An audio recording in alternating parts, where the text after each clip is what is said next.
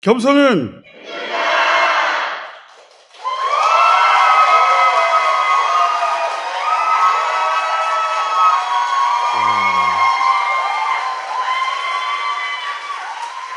자, 다스베이다 제280회 시작하겠습니다.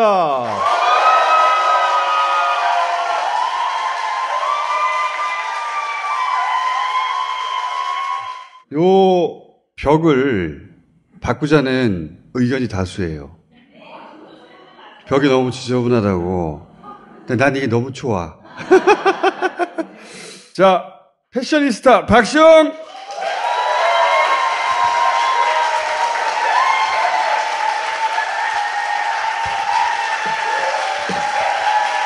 아유, 오늘 몰입도가 확실히 생기네. 이게 지금 잘 만들었어. 그래. 신발도 예쁘네고. 이거 준 거야. 신발 언제 줘? 연말에, 사람들이 아우성이야, 지금. 연말에 갈 거야, 연말에. 연말에? 오케이. 자, 세계 최초의 구독 여론조사. 대한민국에서 가장 비싼 여론조사. 비싼 게!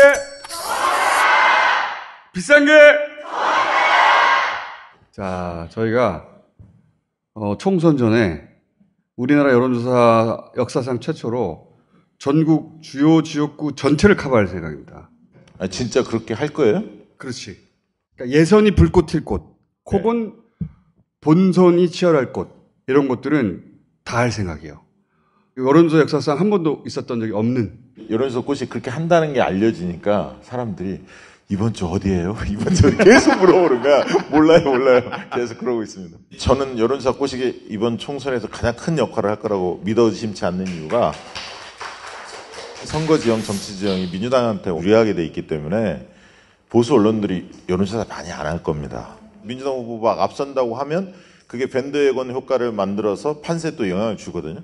그래서 여론조사 꽃이 이번 총선을 끌고 갈 것이다. 저는 그렇게 확신합니다.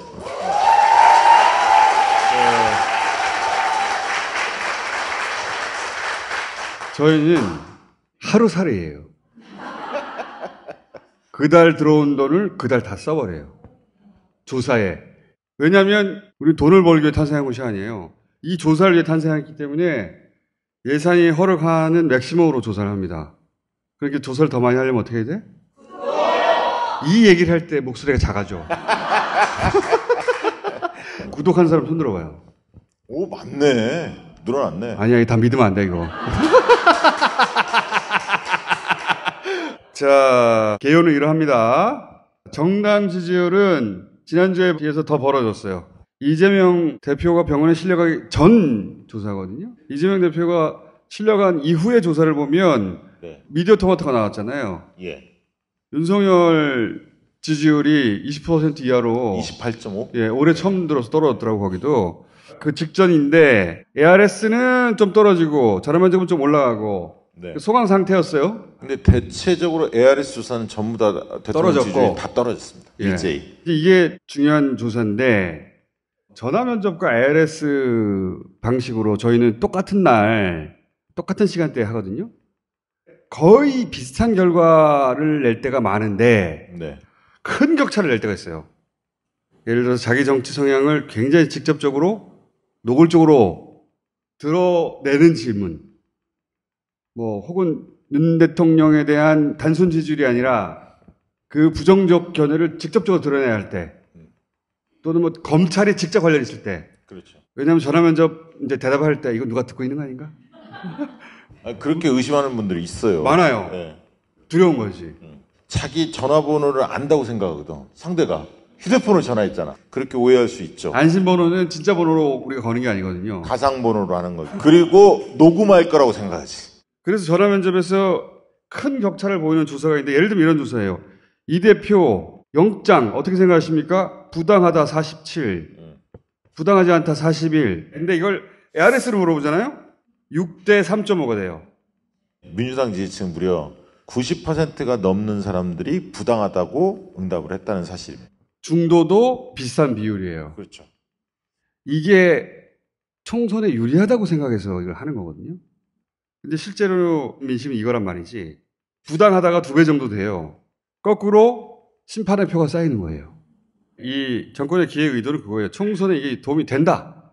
저는 그게 착각이라고 본다 이거지. 만에 하나 여차저차해서 영장이 발부라도 됐다고 쳐봐요. 저는 이 60%가 총선에서 표를 찍기 위해 나올 사람들이 될 거라고 봐요. 그렇죠. 예. 예. 자, 요게 이제 지금 벌어진 일에 대한 실제 민심이에요. 6대 3.5. 그 다음에 이종석 국방장관 사의 표명. 윤석열 정부에서 여론조사할 때 이게 너무 힘들어요. 이거 언제적 얘기야, 이제. 이거 지난주 얘기인데, 네. 새까맣게 다 잊어버렸어. 맞아요. 얼굴도 생각 안 나네, 이제. 자, 개별 의혹들이 나오기 전에 묶어서 이 개각에 대해서 어떻게 평가하십니까? 59, 31. 저 세 사람 중에서 누가 가장 비호감일까요? 우열이 가리기 쉽지 않지. 어렵죠. 이분들, 이따 어디서 골랐는지 모르겠어. 어디서 특수훈 훈련 받나? 이거 어디 학원 다니는 것 같아, 다 같이. 이완용. 조선은 힘이 약해서 어쩔 수 없다. 진짜 야. 충격적이었어요. 개인적으로는 제일 걱정되는 게 국방부 장관 후보자예요. 국방부 장관은 이 국지전이나 전쟁 아니, 관련해서 진짜 위험하기 때문에 사고 칠 사람이 걱정돼요, 솔직히. 어디서 이렇게 다 모았지? 법무부가 인사검증하는 데 아니야. 근데 그 얘기는 아무도 안 하죠, 언론이. 일본 구구가 면접 보는 것 같아. 씨발. 한동훈 장관이 인사검증하는 거잖아요. 이 양반 돈 문제는 또 왜 이렇게 많아? 어휴. 낙마하는 경우는 없죠. 왜냐하면 무조건 대통령이 밀어붙일 테니까. 근데 이 한동훈 장관의 책임을 확실히 물어야 합니다. 그게 굉장히 중요합니다. 언론 자유도 주관식으로 한번 물어봤어요. 18.7% 정도가 75점 이상이다. 50점 이하는 58% 정도 돼요. 전체적으로 70점 이하다라고 생각하는 사람들이 80% 육박한다고. 언론 망했다고 보는 거지 지금. 자, 그다음 사람들이 이제 이 결정이 있었다는 걸 잘 모르는데 박문진 이사장 방통위에서 잘랐는데 법원이 복귀시켰잖아요.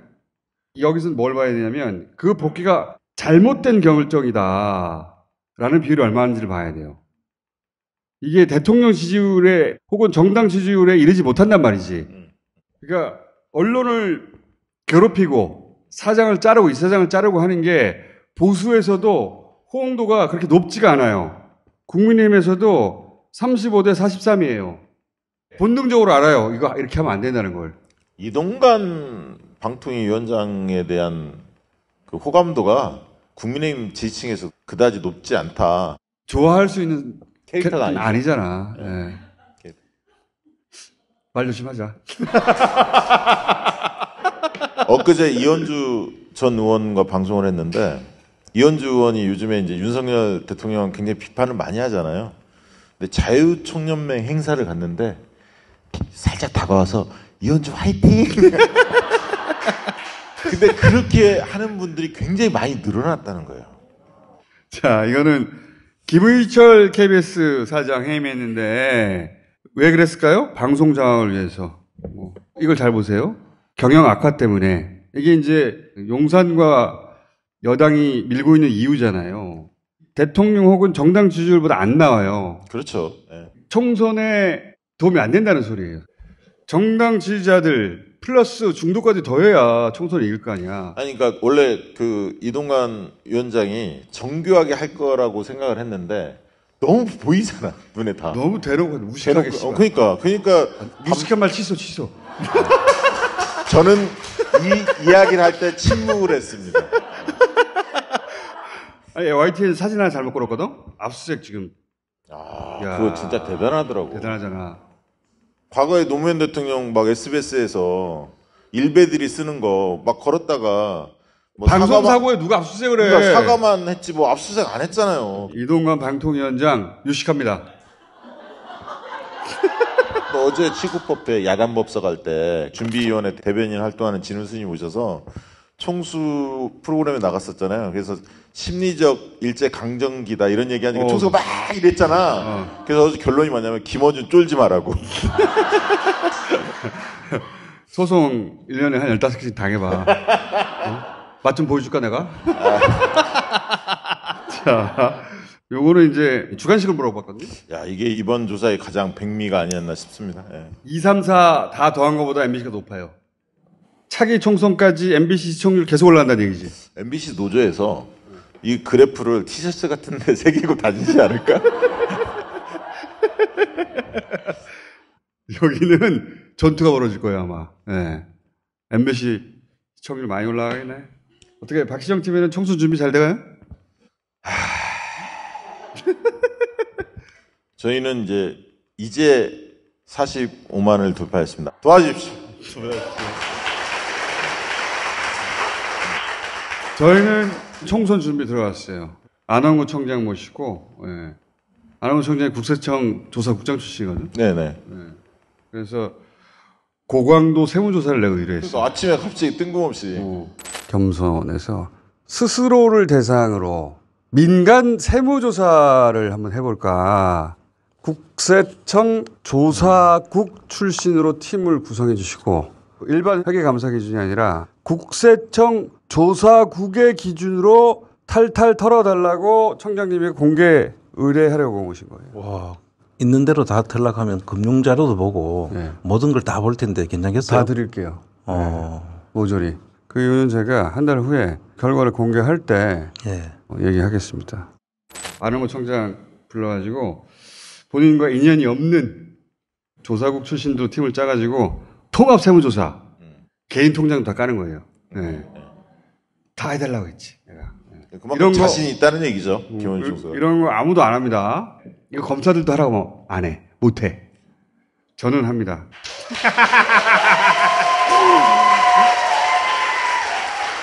예전에 이런 적이 있었어. 벙커 앞에 어떤 남자 몇 명이 내가 밤에 퇴근하는데 갑자기 영상을 막 찍는 거야. 내가 차를 딱 타려고 하는데 갑자기 차 앞으로 오더니 음주운전 하셨지 않습니까? 하면서 계속 찍는 거야. 술 안 먹는데. 내가 술집에서 나왔다면 또 모르겠어. 내가 이 벙커에서 나가는데 바로 갑자기 음주운전 하시면 안 되지 않습니까? 물어보는 거야. 내가 머리가 확 돌아갔지. 이 사람들은 여러 명이고 난 혼자잖아. 술 냄새 그때 났다고 해버리면 그 다음날 내가 어떻게 해? 그래서 내가 어떻게 할게? 교통경찰을 불렀어요. 저 음주운전 측정 좀 해주세요.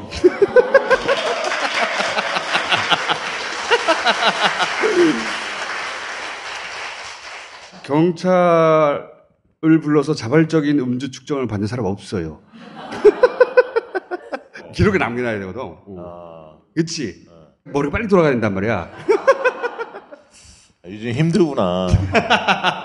이게 내 일상이야. 물론 경찰이 오자마자 걔들은 도망갔지. 아, 도망갔구나. 도망갔지. 아, 오늘 아침에 그 멘트를 듣고 안원구 청장님 오신 걸 들으면서 많은 사람들이 어떤 생각을 했냐면, 야, 전방위적으로 압박을 받고 있구나, 김원희 총수가. 원래 나는 전방위적으로 압박을 받고 그런 살았어. 생각을 가졌어요, 많은 사람. 아니, 그런 거 안 당해봐서 잘 모르겠지만. 혼자 하세요. 그걸. 이번 총선 프로젝트 10개 중에 첫 번째입니다. 네. 자, 보세요. 나중에 입이 딱 벌어질 테니까. 내 머릿속에만 있기 때문에 아무도 몰라. 자, 안녕? 네, 고맙습니다.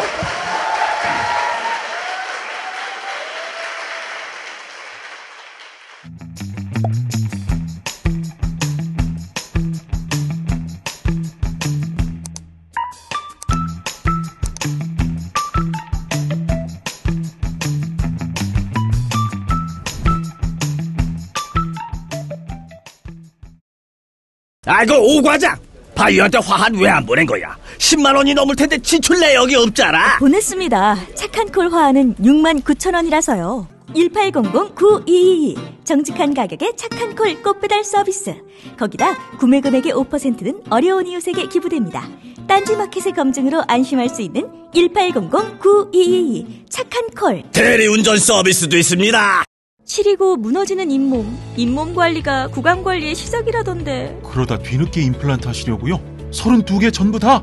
그러지 말고 파인프라로 미리미리 관리해주세요. 합성 보존제 없이 천연 유래 성분의 특허 기술을 더해 만든 파인프라 치약. 천연에 특허를 더하다. 제우 메디컬 파인프라 딴지마켓에서 구매하세요.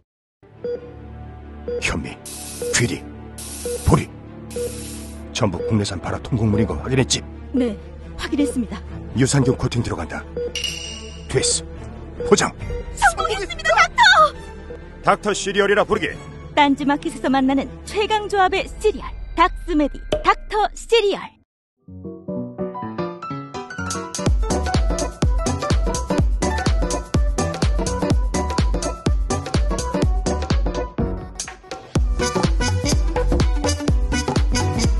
다양한 상황에서도 악취전된 역시 바스 탈취제. 지금 딴지마켓에서 구매하세요. 자, 5분을 모시겠습니다.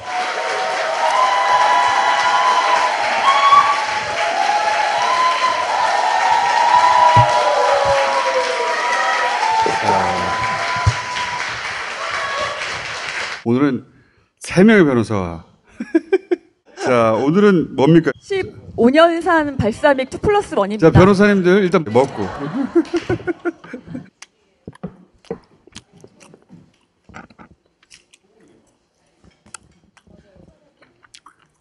지난주에 저희가 광고하고 불티나게 팔렸다고 하더라고요. 다 팔려가지고.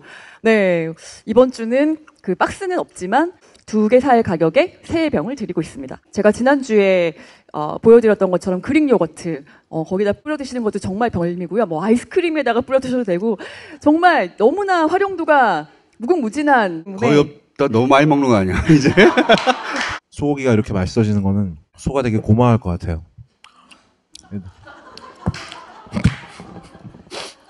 거의 없다. 다이어트 어떻게 된 거야? 용종 때는 시술 받고 나서 내장에 상처가 생기는데 거기가 대장이잖아요. 약간 이렇게 볼일을 볼 때 피와 함께 나와요. 너무 자세히 얘기하는 것 같다. 네. 그래서 뭐 한마디로 그냥 조졌다는 얘기입니다. 발사믹 소스 같은 것들은 샐러드에 많이 넣어 먹잖아요. 근데 제가 원래 그거 별로 안 좋아하거든요. 근데 이걸 고기에다 그러니까 고기의 느끼함을 잡아주네요. 그래서 굉장히 맛있습니다. 두부 그렇게 엄마가 먹으라 그래도 안 먹었는데 여기서 먹네요. 먹게 만듭니다. 집에 애들 먹일 수 있습니다. 이거면. 네. 제가 이거 오래 하다 보니까 사기꾼들이 어떻게 사기를 치는지 알겠어요. 영화 얘기를 우리가 하나씩 해야 되거든요. 저 잠을 봤습니다. 잠. 굉장히 재밌게 봤고요. 연출도 제가 정말 좋아하는 스타일의 연출이어서. 영화를 좋아하시는구나. 예, 좋아합니다. 굉장히 조화롭게 잘 만들어졌고, 그 다음에 얼굴 좀 치워봐요, 양지열 변호사. 챕터를 끊어서 아예 상황 변화를 확 준 다음에 다시 또 이야기를 풀어나가는 방식이어서 재밌게 봤던 것 같습니다. 결혼하기 전에 아마 예비 와이프를 굉장히 무서워하셨던 것 같아요, 감독님. 결혼하고 나면 더 무섭지. 예, 그렇지. 잘 모르네, 그 사람. 잠을 보면 스스로에게 그런 질문을 하게 돼요. 만약에 정유미 같은 미인이 성격이 저 모양이라면 나는 같이 살 수 있을까? 살 수 있을 것 같아요. 굳이 안 해도 되는 고민을 하고 계시는 것 같아요.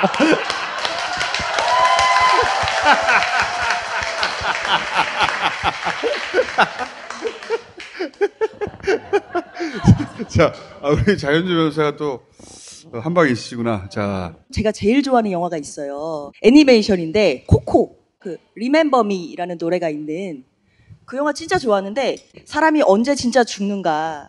나를 사랑하는 사람들이 나를 기억하지 않을 때. 이제 한 달 후면은 이태원 참사가 1주기예요. 우리가 잊지 말아야 될 것, 기억해야 될 것, 이런 거 한번 생각해 봐야 되는 시기가 아닌가 생각이 듭니다.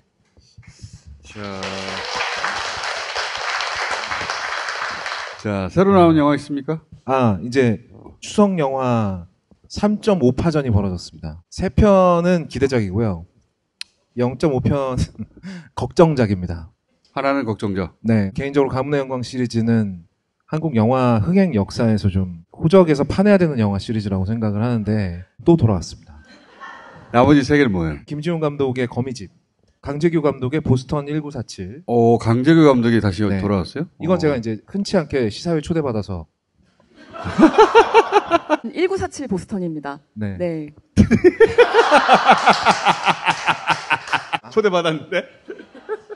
1947년 보스턴 마라톤에 있었던 실화를 가지고 만든 영화고요. 강진구 감독이 본인이 가장 잘 나갔을 때의 스타일을 아직까지 유지하고 계신 것 같아요. 하정우 씨가 송기정 선수로 보냈는데 이번에는 가슴에 태극기를 걸고 뛰게 해주십시오.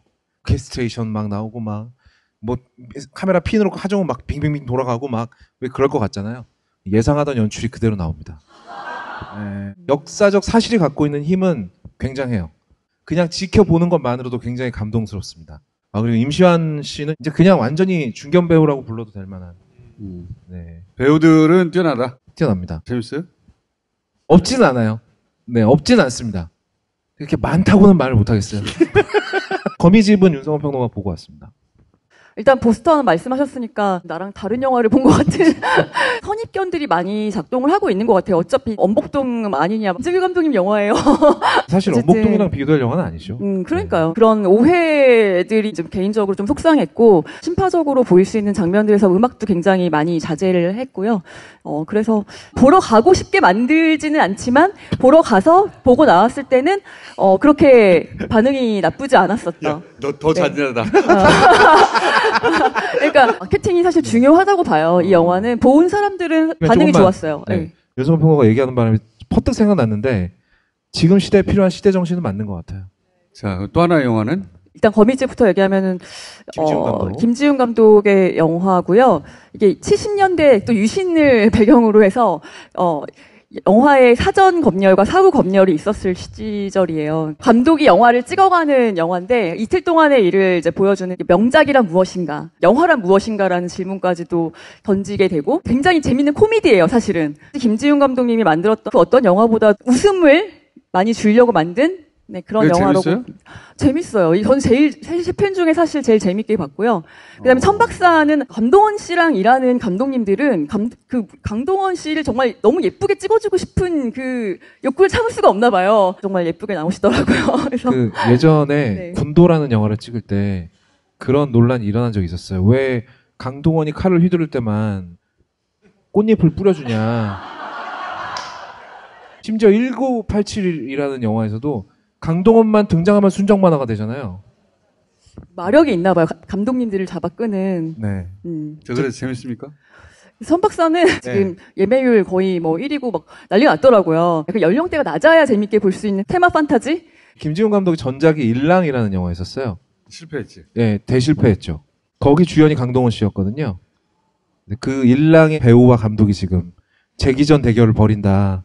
저는 개인적으로는 강동원 씨는 현실적인 영화에 나오면 이 배우는 어울리질 않기 때문에 그래서 거미집은 굉장히 기대를 하고 있습니다. 네. 자 양지열 지수 체크해 보겠습니다. 네. 저는 이거 지난주에 넷플릭스 새로 개봉하고 나서 순위 10위 안에 들어갈 줄 알았는데 보이지도 않는 영화거든요. 공작이라는 이름으로 나왔어요. 드라큘라를 차용을 했는데 진짜 저는 최근 들어서 본 영화 중에 가장 만족도가 높았던. 사람은 진짜 잔인하게 죽거든요. 진짜 재밌는 게 일단 드라큘라가 프랑스 혁명 당시에 이게 왕실 경비대 그 병사 중에 한 사람이었는데 본인이 드라큘라라는 걸 깨달아요. 프랑스 혁명이 일어나서 왕족들이 다 죽잖아요.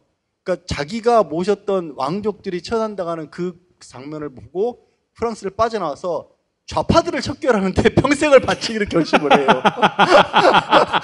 그래서 이 뱀파이어가 그래서 250년째 살고 있는데 남미에서 결국 자신의 꿈을 이뤄요. 피노체트가 됩니다. 예. 재밌는 상상력이다. 예, 피노체트가 돼서 사람도 많이 죽였지만 그런데도 불구하고 사람들이 안 따라주니까 실망한 나머지 정치 영역을 떠나서 이제 죽고 싶어해요. 자손들도 있어요.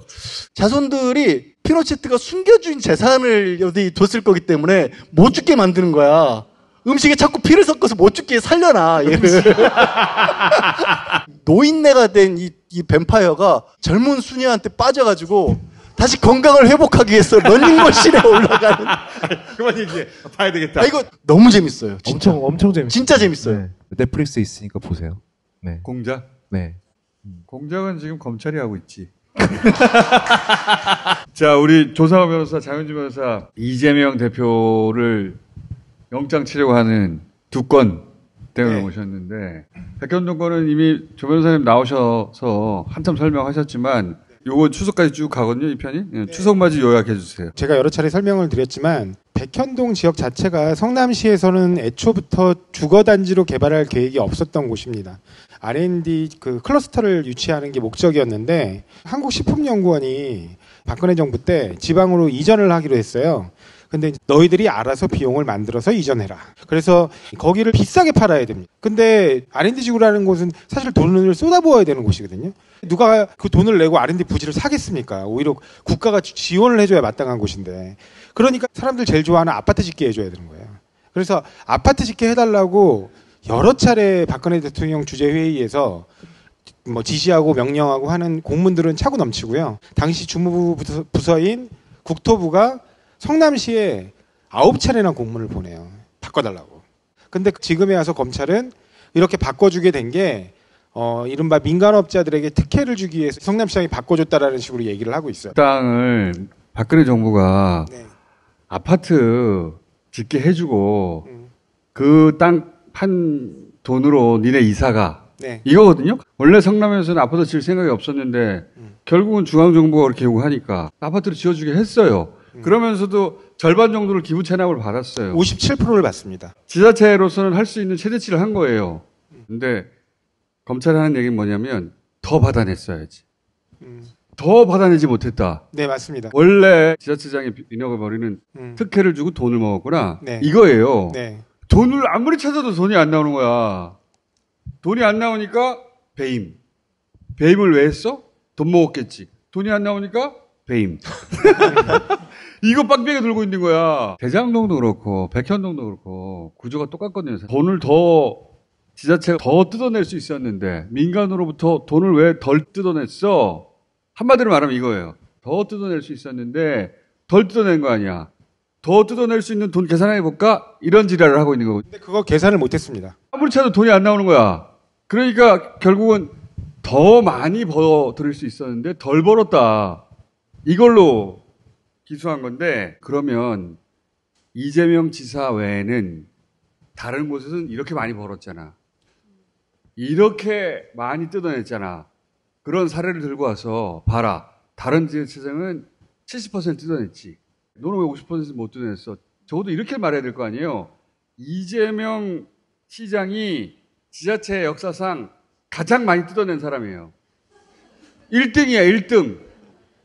검찰이 봤을 때 배임의 동기를 찾아야 되는데 돈 받은 게 없으니까 이재명 대표는 정말 사탕도 받은 게 없으니까 지자체장의 경우에 업무상 배임으로 기소한 사례가 없습니다.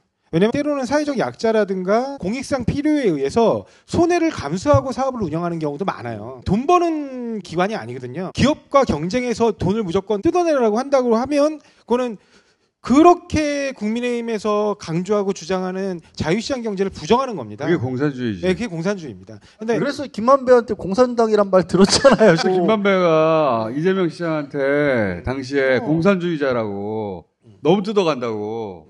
근데 더 공산주의적 사고를 갖추지 못했다고 지금 특수부 검사들한테 혼나고 있는데 너 왜 덜 공산주의야? 이거 이런 거야. 정치적 이익이라는 말 자체도 되게 웃긴 게 정치적 이익이라는 얘기는 시민들이 좋아했다는 얘기잖아요. 시민들이 좋아하면 잘못이라는 얘기예요. 최초의 성남FC 공소장에는 실제로 그렇게 표현도 나옵니다. 공약을 했고 그 공약은 시민들과의 약속이기 때문에 그 약속을 지키기 위해서 이 범행에 이르렀다고. 그러니까 이건 사기예요, 사기. 국가 권력을 가지고 사기를 치고 있는 거예요. 이 사람들 나중에 감옥 보내야 돼요. 응? 최소한 이런 얘기를 하려면 다른 지자체들은 훨씬 더 잘했다. 최소한 그거라도 등장해야 되거든요. 이 양반이 제일 잘했어. 1등이야 씨발. 정확히 반대되는 사건이 여러분도 잘 아시는 LCT 사건인데요. 그렇지. 거기서는 당시에 그 해운대구 구청장 출신이자 개연이 됐던 근데 그분이 7억인가를 받았던 걸로 알고 있습니다. 거기에 이제 현규환 전무수석 그 기타권 박근혜 인사 쪽 정치인들이 다 돈을 받아요. 너무 심플해요. 인허가 사업에서 문제가 되는 경우는 돈을 받는 경우입니다. 그렇기 때문에 뇌물죄로 기소하지 업무상 배임으로 기소하지 않습니다. 업무상 배임이 배임 안 나와서 그런 거예요. 아무리 찾아도 뇌물이 안 나오잖아요. 범죄가 일어나지 않은 거예요. 복잡하게 생각할 게 없어요. 하지만 법기술자들이잖아. 그러니까 배임이라는 죄로 수백억 얘기하고 막 개사기들이야. 그리고 대북송금 더 웃기지. 과거에는 그러면 국가보안법으로 기소하고. 그렇지. 제3자 뇌물죄. 특수부가 엮을 때 너 직접 받지 않고 파킹한 거 아니야? 이럴 때 제3자 뇌물죄 하는 거거든요. 이재명이 내가 안 받고 북한이 받는 것이 곧 내가 받는 것과 마찬가지다. 씨발 이걸 엮은 거야. 이거 얼마나 코미디야. 공안 사건을 대하는 특수부의 시각? 2019년 9월에 이재명 대표가 2심 항소심에서 300만 원 벌금 당선 무효형이 나왔었어요. 대선 후보 이런 걸 생각할 수도 없을 만큼 정치적인 위기였단 말이에요. 근데 그 2019년에 쌍방울 김성태한테 뭐 부정한 청탁을 받은 다음에 김성태가 그럼 돈을 드리겠습니다. 그랬더니 나 말고 북한 해줘. 장 변호사님이 잘 짚었는데 트럼프가 깬 거를 이재명이 회복시킬 수 있다. 이렇게 얘기를 하고 있는 거예요. 그것도 북한에 돈을 줘서. 네, 그렇게 거의 100억 가까운 돈을 썼는데 이재명 대표의 얼굴 한번 본 적이 없습니다. 김성태 씨는. 쌍방울 회장은 이재명 당시 지사를 본 적도 없는데 말을 전달받은 거예요. 나한테 주지 말고 북한에 뇌물을 줘. 이게 성립되려면 김정은 위원장 내 동생이야. 나 이복 동생인데 어? 본 적도 없는데 나 대신 북한에 주시오. 알아서 북한에 주겠소. 개소리들 하고 있어 진짜. 근데 이거를 법률용어로 번복을 한 다음에 사람들이 못 알아듣게 하고 있는 거죠. 배다른 형제여가지고 부양 의무가 있어서. 미사일 개발 자금으로 쓰였을 수도 있다는 얘기를 집어넣었어요. 유엔 제재를 위반한 거다 뭐 이런 얘기를 막 써놨어요. 이재명이 타노스였어. 그러면 김성태 회장은 도대체 왜 그렇게 진술을 할까? 김성태 회장이 그 미화로 800만 불 정도를 들고 나간 거는 확인이 됩니다. 이게 국외재산 도피죄에 해당할 수 있어요. 국외재산 도피는 50억이 넘으면 무기 또는 10년 이상의 징역형이 처하는 우리 그 형사법 체계에서는 징역형 중에는 가장 중한 형이에요. 근데 이거를 지금도 기소 안 하고 있습니다. 김성태 회장은 그걸 피하기 위해서 검찰이 원하는 답변을 해줄 유혹을 느끼겠죠. 이거는 당연히 국외재산 도피에 해당하는 전형적인 사례입니다. 여기서 또 하나 간과하면 안 되는 게 뇌물을 주는 쪽에서는 얻는 게 있어야 되잖아요. 김성태는 뭘 얻을 수 있어요? 이재명 지사가 북한 쪽의 사업권을 좌지우지할 수 있는 능력이 있어야 한다. 그래서 내가 이복 동생이라고 하는 거야. 그러면 그거는 제가 누차 얘기하지만 김정은한테 물어봐야죠. 한 번이라도. 그렇지. 이복 동생 맞슈? 그 형이야? 뭐 이런 거 물어봐야 될 거 아니야. 왜 안 물어봐? 이거는 코미디와 같은 사건이에요. 말도 안 되는 사건이란 말이야. 이렇게까지 억지로 사건을 만드는 건 처음 봤어요. 북한을 제3자 뇌물죄로? 만약에 1년 전에 법조인들이 이런 얘기 했으면 다 비웃었을 거야. 야, 그게 어떻게 되냐, 이 빈티 새끼야. 원래 이 쌍방울 사건은 처음엔 변호사비 대납 사건이었거든요. 근데 실제로 파봤더니 아무것도 도대체가 안 나오는 거예요. 그 다음에 대납만 남고 그 대납이 갑자기 김정은한테로 바뀐 거예요. 야, 이걸로 사건을 만들어서 이걸로 구속영장을 치고 이걸로 선거를 치려고 하는 거야. 제3자 뇌물이 무죄가 많이 나와요. 연인 관계, 그 다음에 부모 관계인 경우에도 다 무죄가 많이 나오는데 유죄가 나온 케이스가 뭐냐면 국회의원인데 그 사람이 부동산 개발하는 업자에게 노골적으로 조건을 요구해가지고 거기에 인허가 편의를 봐주는 조건으로 땅을 자기 형과 자기 친구에게 되게 싸게 분양하게 한 다음에요. 자기 친구 거는 또 딸이 사옵니다. 이게 딱 떨어지는 제3자 뇌물입니다. 그러니까 제3자가 얻은 이득이 결국 내 이득으로 연결돼야 그러니까 되잖아. 김정은하고의 관계가 형이나 딸과 같은 정도는 돼야 되는 거죠. 아무것도 다른 방식으로 엮을 수 있는 게 없는 거야. 예전에 이재명 대표 관련해가지고 사건이 터질 때마다 정리충이 있었어요. 여기에 이재명이 왜 들어간 거고 막 이런 얘기를 막 해놨단 말이죠. 대표적인 게 영화 아수라가 개봉했을 때 아수라 영어 제목이 더 시티 오브 매드니스예요. 매드니스가 화났다잖아요. 그러니까 이게 영어로 성남이라는 거야. 이런 거랑 조폭 연루설을 다 엮어가지고 아주 진짜 재밌는 소설을 쓰는 애들이 있었어요. 그래서 사람이 성격이 저러니까 뭐 형수한테 욕하지. 근데 얘네들도 이거 포기했나 봐요. 정리충이 안 나와. 그 돈이 북한의 무기 개발 과정에 들어갔으면 미사일에 따라서 뭐 스페셜 땡스 투 뭐 이런 거 써야 될 거 아니에요. 검찰이 그렇게까지 바보 아니거든요. 시킨 거예요. 야, 이 새끼야. 옛날에는 사냥개였어요. 이거는 똥개지, 똥개. 이재명만 보내면 이쪽 진영에 이제 없다 사람. 그래서 이렇게까지 끌고 온 거예요. 다른 이유가 아니에요. 이재명 죄 없어. 원래 논리가 말이 안 되면 사람이 자꾸 말이 길어지잖아요. 지금 이재명 대표가 기소된 사건의 기록이 한 20만 페이지 정도 되는데 그게 이제 한 트럭 분량입니다. 한 이제 복사 비용 1,200만 원 정도 들었어요. 추석 때 열심히 설명해 주세요. 이재명 죄 없다잉. 여기까지 하겠습니다.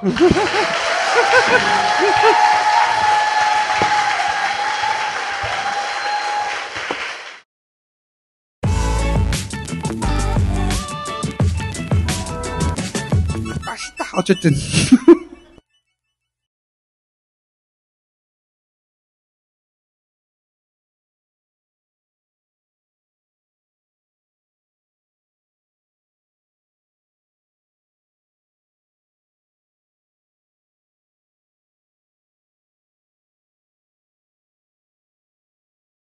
이거 딴지 마켓에서 내 책상 밑에 갖다 놨거든. 운동이 부족하다고 잘 쓰고 있습니다. 가만히 있으면 걸어다녀.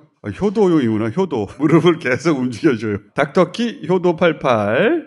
부모님께 건강을 드리세요. 거동이 불편하지는 않는데 운동량이 적은 연로하신 무릎 관절에 좋다고 합니다. 정방향 역방향. 웃겨요. 나는 걷는 것인가 앉아있는 것인가.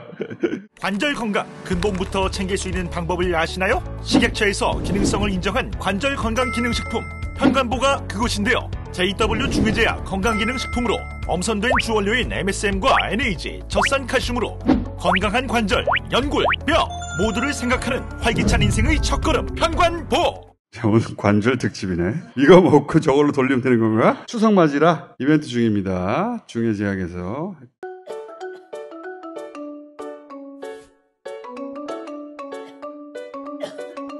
비염이 심하세요? 먼지 적은 브림제지 미용 티슈를 써보세요. 아내에게 사랑받는 애교 브림. 브림제지. 브림제지. 우유값으로 만든 친환경 일뿐만 아니라 탄탄해. 아주 좋습니다. 종이 먼지가 안 나요. 완전 굿. 현미, 귀리, 보리 전부 국내산 발화 통곡물인 거 확인했지? 네, 확인했습니다. 유산균 코팅 들어간다. 됐어. 포장. 성공했습니다, 닥터! 닥터 시리얼이라 부르게. 딴지마켓에서 만나는 최강 조합의 시리얼. 닥스메디 닥터 시리얼. 국내산 유기농 발화 통곡물 유산균이 코팅되어 있다고 합니다. 장 건강에 좋다. 다이어트 좋답니다. 역시 추석맞이 할인이다. 자, 탁현민! 안녕하세요. 안녕하십니까. 예, 안녕하세요.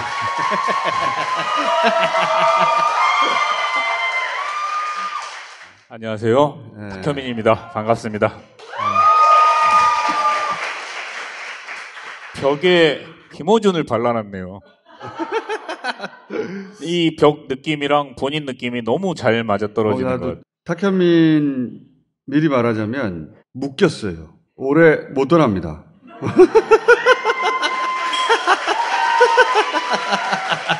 벙커 이렇게 바뀐 이 구조 어떠세요? 네, 제가 이렇게 하라고 했습니다. 그리고 사회자를 바꿔라. 자, 요즘 탁현민 책이 화제예요. 국회 도서관 대출 1위입니다. 저는요, 책이 왜 잘 안 팔리나 했어요. 진짜 웃긴 거 얘기해 줄게요. 국방부 의전 담당관실은 탁현민 전 청와대 의전 비서관이 쓴 미스터 프레젠트 한 권을 구매하였습니다. 아니, 왜 책을 돌려보는 거죠? 요게 이제 그들에게 교본이에요. 이거 어떻게 했지? 하도 욕먹으니까. 아니, 그러니까 독서라는 게 저자의 심정과 이 감상으로 읽어야지 요 새끼가 어떻게 했나. 그리고 또 한 권을 샀다고 또 밝힌 것도 너무 속상합니다. 새로 나온 책은 잘 팔려? 책 얘기를 여기서 여러 번 했는데 이렇게 100만이 보는 유튜브 방송부터 시작해서 겸손 여기저기다가 다 얘기했는데 뭐 그래도 안 사겠다면 사지 마세요 이제. 아 나도 좀 지쳤어 이제. 아니 한두 번 얘기를 하는 거래야지. 이렇게까지 얘기했는데 안 살 거면 사지 마 나도. 토요일 날 2시에 평산 책방에서 제가 사인회를 하고 아마도 그날 대통령과 산에 한번 또 갔다 와야 되지 않나. 타케민이 가장 최근에 연출한 행사는 이겁니다. 보자마자 내가 타케민이 한 줄 알았지.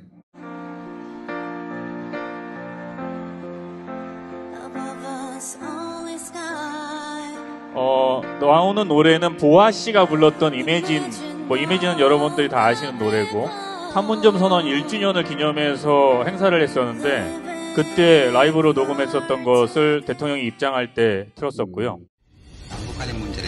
그리고 요거는 이번 행사의 타이틀 영상입니다. 한반도의 평화를 정착시킬 여건을 조성하기 위하여 민족의 수건인 평화 통일을 반드시 일으켜야만 합니다. 남북한 당국자만이 해결할 수 있다고 확신하며 앞으로도 이와 같은 정책을 정부는 이번 합의가 충실하게 이행될 수 있도록 목적과 함께 최선을 다해 나갈 것입니다. 새로운 평화의 시대가 열리고 있음을 함께 생각하겠습니다.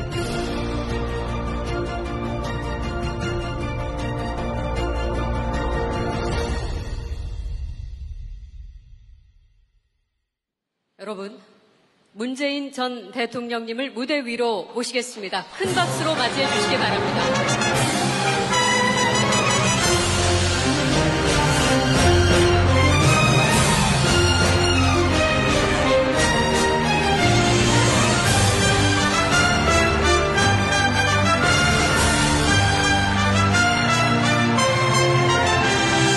오랜만에 반가운 분들을 만나게 되어 무척 기쁩니다.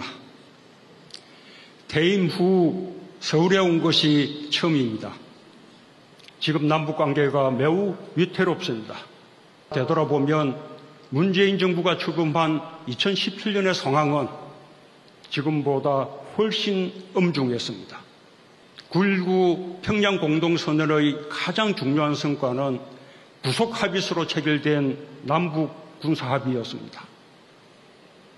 NLL을 포함한 비무장지대를 평화지대로 만들고 육상, 해상, 공중으로 일정한 구역의 군사운용을 통제함으로써 접경 지역에서의 우발적인 군사충돌 가능성을 방지할 목적으로 남북 간에 사상 최초로 체결된 구체적인 군비 통제 합의였습니다. 남북 관계가 다시 파탄을 맞고 있는 지금도 남북 군사합의는 남북 간의 군사 충돌을 막는 최후의 안전핀 역할을 하고 있습니다. 남북 군사합의를 폐기한다는 것은 최후의 안전핀을 제거하는 무책임한 일이 될 것입니다. 문재인 정부는 그 밖에도 수출 증가, 무역 수지 흑자 규모, 외환 보유고, 물가, 주가지수, 외국인 투자액 등 거의 모든 경제 지표가 지금보다 좋았습니다.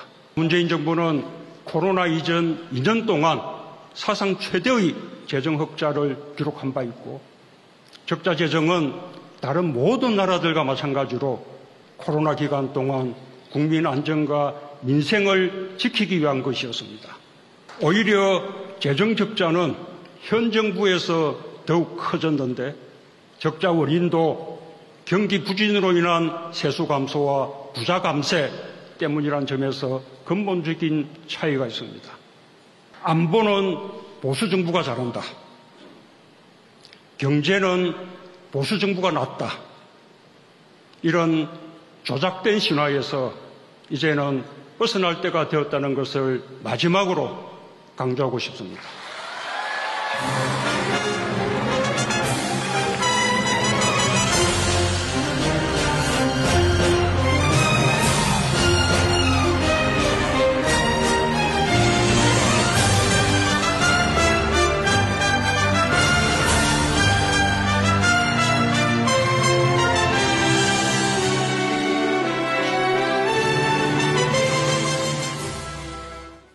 대통령 때도 연설을 더 잘하는 것 같아.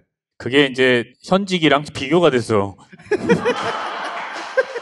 저도 기록을 하나 갖게 됐는데 현직 대통령의 의전 행사와 전직 대통령의 의전 행사를 다 경험한 유일한 기획자가 덕분에 될 수 있었고요. 아무래도 현직에 있을 때하고는 그 물적인 지원이나 토대가 비교할 수 없으니까 고민을 좀 많이 했는데 문득 든 생각에 남북의 평화와 통일을 위한 노력은 실은 어느 정부 때도 다 있지 않았나? 그래서 찾아보니까 박정희 대통령의 7.4부터 문재인 대통령의 9.19까지 거의 모든 대통령이 그러한 노력들을 해왔던 거예요. 그래서 모든 대통령들이 해왔던 것을 짤막짤막하게라도 보여주고 그 일을 했던 실무자, 당시의 통일부 장관이라든지 혹은 당시에 그 일을 담당했던 그 담당자분들, 이제는 다 나이가 많이 드셨죠. 그분들이 한두 마디라도 무대 위에서 올라오는 것으로 구성을 해보자 했더니 이제 이런 구성이 나온 거고. 기획을 참 잘해. 그러면 그 기획자의 관점에서 봤을 때 요새 윤석열 대통령이 UN 총회 가가지고 최단 시간 내에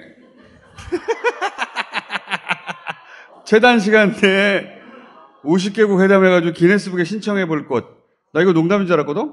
이거 대통령실이 말한 거야. 진짜로. 제가 알기로는 기네스북이라는 거는 돈을 내야만 등재를 해주는 것으로 알고 있거든요. 그러니까 돈 내야 돼? 돈을 내야만 등재를 해주는 것으로 저는 알고 있어요. 그 짓을 한다는 거잖아요, 지금. 그러면 그 회담의 상대 국가의 원수들은 뭐죠? 포인트 쌓기가 되는 건가요? 아이템이지, 아이템. 네. 부산 엑스포를 유치해야 되는 이 문제는 최선을 다해서 해야 되는데 그런 측면에서 많은 정상들을 만날 필요는 있죠. 다만 이 방법이 맞나? 왜냐하면 문재인 대통령도 유엔 총회를 여러 번 갔지만 상대를 설득할 때는 그 상대의 문화나 혹은 상대의 프로그램에 일종의 리스펙을 보여주는 게 훨씬 효과적이잖아요. 게다가 외교 활동이라고 보는 거예요. 43번째. 너는 44번째. 어떻게 이런 발상을 하지?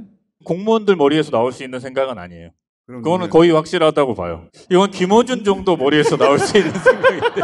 대통령실에서 실제로 한 얘기예요. 등재 신청할 생각이다. 기네스 등재. 그 자체가 기네스 등재감이에요.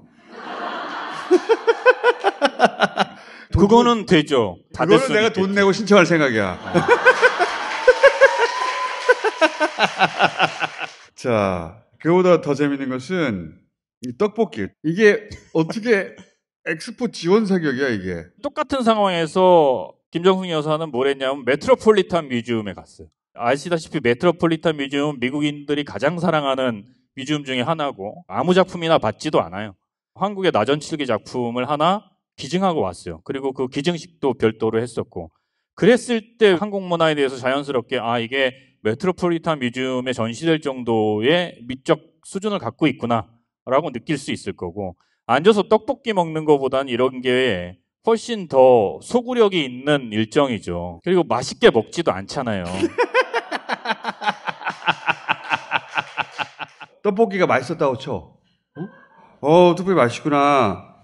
엑스포를 가야지. 저 왼쪽에 누가 그렇게 생각을 해? 표정을 좀 보세요. 약간 현타가 온 느낌이잖아요. 내가 이걸 왜 먹고 있어야 되나 이런. 저는 공연 연출하고 기획하는 사람으로서 부산 엑스포가 유치됐으면 좋겠다고 강력하게 희망하는데 지금 이 방법으로 가능할까 정말 걱정이 됩니다. 대통령실에서 이거 어레인지 했을 거 아니야. 대통령 부인께서 뉴욕에 가는데 엑스포 유치를 위한 무슨 활동을 해야 되지 않겠냐. 자, 그러면 떡볶이를 먹이자. 그러면 예신 기자들이 떡볶이를 먹고 부산 엑스포 꼭 가야 되겠다. 이런 진짜... 기사를 쓰겠냐고. 이게 병신. 씨발. 자, 오늘 가장 중요한 이야기. 김어준 플러스. 가칭 연말 김어준.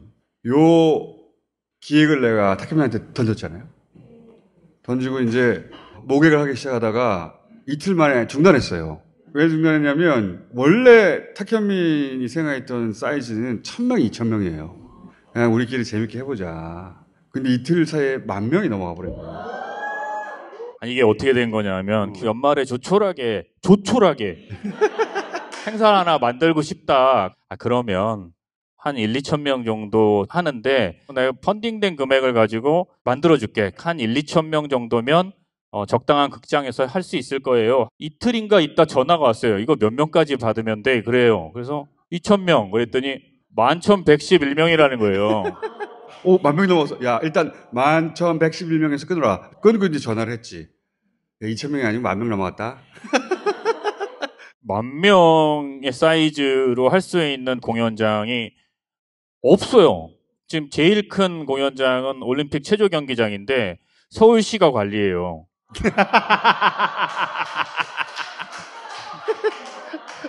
오세요. 빌려줄 리가 없잖아요. 그래서 제가 등에서 식은땀이 나고 사람들이 김어준과 얽히지 말라고 한 이유가 이거구나. 제가 한 2주 정도 막 여러 고민을 했는데 방법이 하나 나왔어요. 그래서 공연은 할 수 있을 것 같아요. 더 놀라운 사실은 야 20,000명 받자. 일이 엄청나게 커졌어. 이제 연출하는 사람으로서의 걱정은 이렇게 되면 거의 모든 프로그램을 이전에 없던 형식으로 다시 다 만들어야 되고 수없이 많은 사람들의 노력이 필요하고 정말 많은 사람들에게 제 값어치에 대한 평가를 받게 되는데 그게 김어준을 모티브로 한 거로 평가받는다는 게 너무 지금 억울하고 분하고 그래서 기획을 완전히 바꿨어요. 1,000명, 2,000명 사이즈에서 도란도란 모여가지고 토크도 하고 공연도 하고 연주도 하고 그런 거잖아요. 사이즈가 달라졌어요. 날라다니고 자, 그러면 머릿속에 있는 것 중에 하나만 얘기해 줘봐. 싫어요. 아, 내가 들었거든? 하나만 얘기해 줘봐, 뭐. 아니, 이거는 그냥 구상. 저는 김어준이 특정한 사람과 되게 딥하게 인터뷰할 때 가장 매력적으로 보이거든요. 김어준이 갖고 있는 수많은 단점과 한 가지 장점이 있잖아요. 이게 이제 1,000명, 2,000명이 아니라 10,000명, 20,000명의 공연이 되면 사실은 이런 식으로 대사가 전달되는 게 거의 불가능해요. 웅웅웅 이렇게 들리는 경우가 많고 그래서 그 2주간의 집거 기간 동안에 무릎을 찍으면서 생각해낸 거는 김어준이 인터뷰를 합니다. 여기 김어준이 앉아 있어요. 오른쪽에 김대중 대통령이 앉아 있어요. 왼쪽에 노무현 대통령이 앉아 있어요. AI와 딥러닝을 활용해서 김어준과 돌아가신 두 분의 대통령이 정말 진지하게 이야기를 나누는 그걸 한번 해보고 싶다는 생각이 들었어요.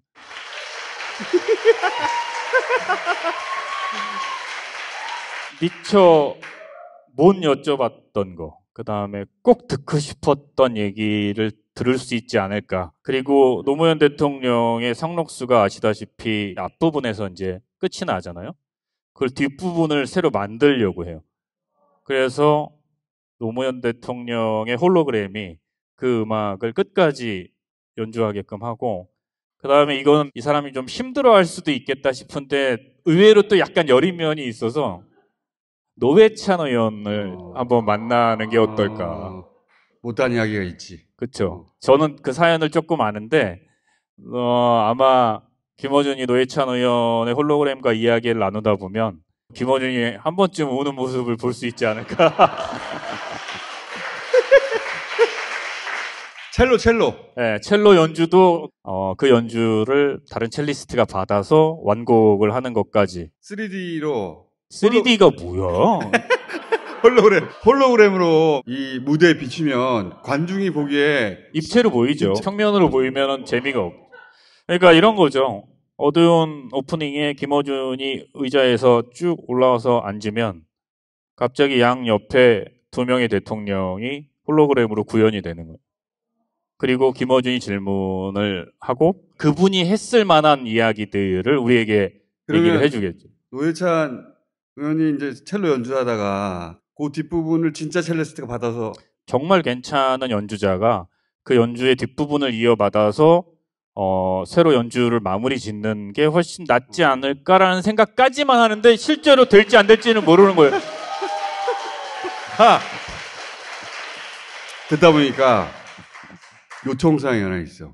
나 하늘로 날아다닐 수 있어? 나 그런 거 해보고 싶어.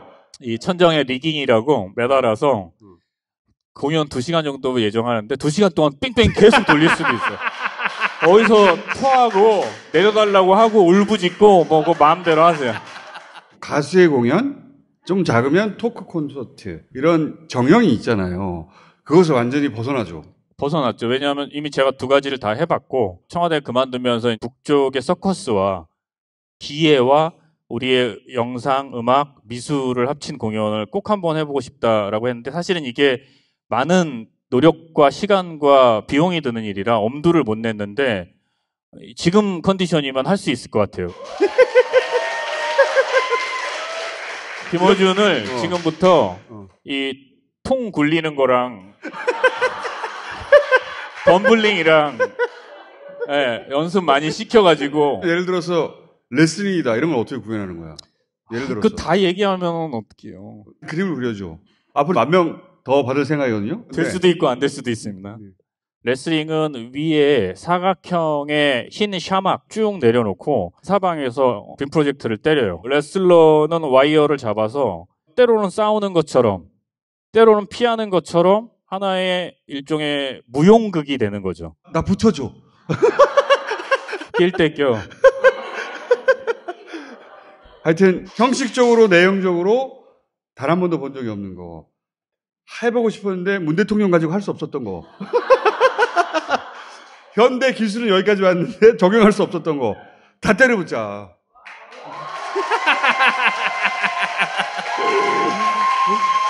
하여튼 당분간은 이 공연 얘기를 제외하고서는 저도 대외 활동을 좀 삼가하려고 합니다. 3개월 집중을 해야 될 동안 것 같아요. 이 기획을 하기로 했어요.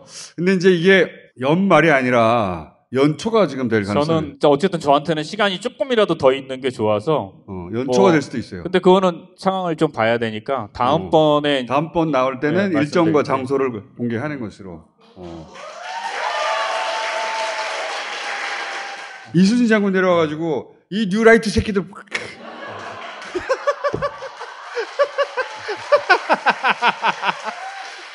이런 걸 웃어주면 안 돼요. 그럼 진짜로 막 나중에 강요한단 말이야. 여기까지 하겠습니다. 네, 고맙습니다.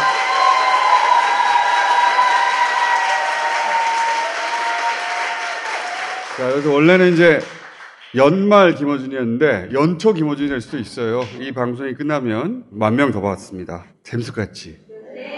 네, 좀 더 들었거든? 기가 막힌 거 많아.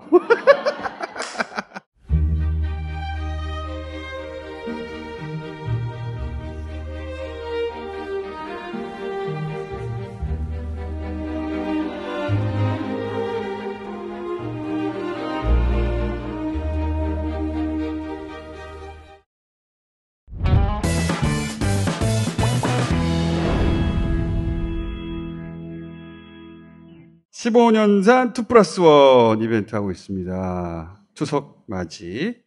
이보시오. 마카 좀 갖다 주시오. 이거 보세요. 여기는 한국입니다. 마카는 페루에 가야 있으니까 그냥 푹 쉬세요. 뭐라고? 페루비안 네이처 코리아의 마고 마카를 모른다고? 아니, 이게 무슨 소리야? 페루를 대표하는 슈퍼푸드 마카. 이제 국내에서도 100%로 드실 수 있습니다. 딴지마켓에서 파는 마고 마카. 남녀노소 모두에게 줬어.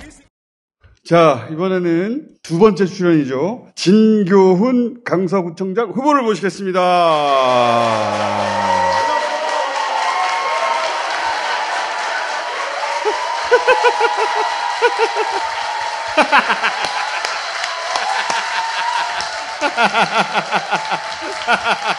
(2주) 만에 많이 바뀌셨네. 반짝반짝도 하고. 예, 폭풍 성장하고 있습니다. 폭풍 성장. 그리고 구청장 후보를 위해서 강서, 갑, 을, 병 세 분 다 출동!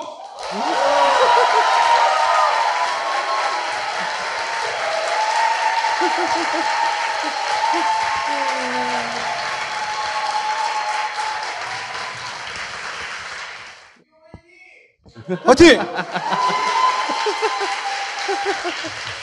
테스트. 한번 해보세요.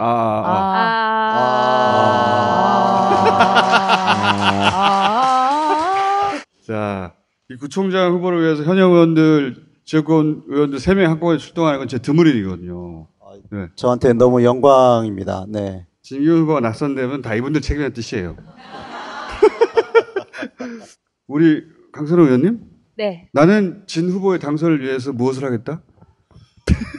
저는 진기훈 후보의 당선을 위해서 모든 것을 다 하겠다. 김태우 후보의 출마 자체가 황당한 일 아닙니까? 주선 의원님? 몰상식하고 파렴치한 일이죠. 요렇게 답해야 되는 거군요? 이렇게. 지난 시간에 우리 진 후보 나와서 저는 적절치 않다고 생각합니다. 이렇게 이야기했다 혼났습니다, 제가. 예를 들어서 청와대 이전에 대해서 어떻게 생각하십니까? 지난번에 나오셨을 때 옳지 않은 판단이라고 생각합니다. 그런 일을 했는지 모르겠다. 옆에 있던 이제 황우라 의원이 거의 미친 짓 아니었나. 그 이후로 좀 코치를 받으셨어요? 코치를 계속 받고 있습니다. 심지어는 복장부터 표정과 자세까지 다 그 코치를 받고 있고요. 하고 계시는 모습을 옆에서 보는 것 자체가 공부입니다. 늘 아침에 지금 그 출근길 인사를 지하철에서 하다 보면 그걸 옆에서 같이 오셔가지고 누굽니다, 진교훈입니다 하고 계속 해주시는 거예요. 저한테는 얼마나 고맙고 감사한 일인지. 우리 한정혜 의원님은 진 후보의 당선을 위해서 이 한 몸 불살라야죠. 이렇게 답해야 되거든요. 불 사르지 않을 건데 실제로는 몸을 불살라지진 않을 테지만 불사르겠습니다. 열심히 하겠습니다. 이렇게 하시면 안 되고. 자, 2주 전에 했던 질문 다시 이 질문을 드린 이유는 청와대 용산 이전 당시에 현직에 계셔서 이전 관련 업무를 하셨어요. 경찰에 있을 때. 그래서 제가 이 질문을 다시 하는 건데 지난주에는 적절치 않은 판단이라고. 자, 청와대 이전에 대해서 어떻게 생각하십니까? 미친 짓입니다.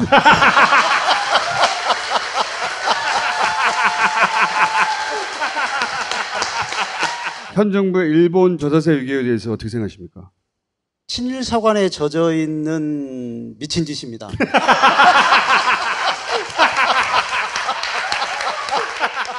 저는 우리 진교훈 후보의 워딩에 탄복을 한 적이 있습니다. 자랑 좀 해주세요. 저희 당무위원회에서 공천이 확정되고 이재명 대표로부터 공천장을 받는데 그게 이재명 대표의 단식 농성 현장에서 했습니다. 그래 이제 공천장을 받고 후보에게 한 말씀 하라고 이렇게 이제 발언 기회가 주어졌는데 그때 우리 진교훈 후보가 김태우 후보에 대해서 뭐라고 그랬냐면 반칙으로 퇴장당한 선수가 경기장에 다시 뛰는 것이다. 저는 그 얘기를 듣고 탄복했습니다. 저나 우리 강선우 의원님 또 한정혜 장관님 다 보궐선거의 원인 제공자가 어떻게 다시 뛸 수 있는가 이렇게 이제 얘기를 했는데 그것을 아주 쉽고 간결하게 반칙으로 퇴장당한 선수가 다시 뛴다. 이분의 정치적 감각이 예사가 아니구나. 준비된 후보입니다. 네.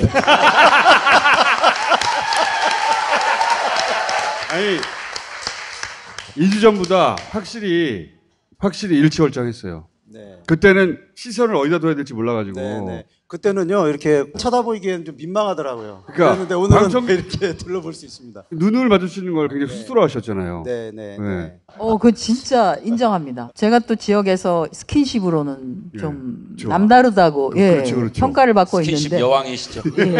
많이 문질거립니다. 근데 제가 느낀 게 대단하시다. 요즘 위기감을 굉장히 많이 느끼고 있어요.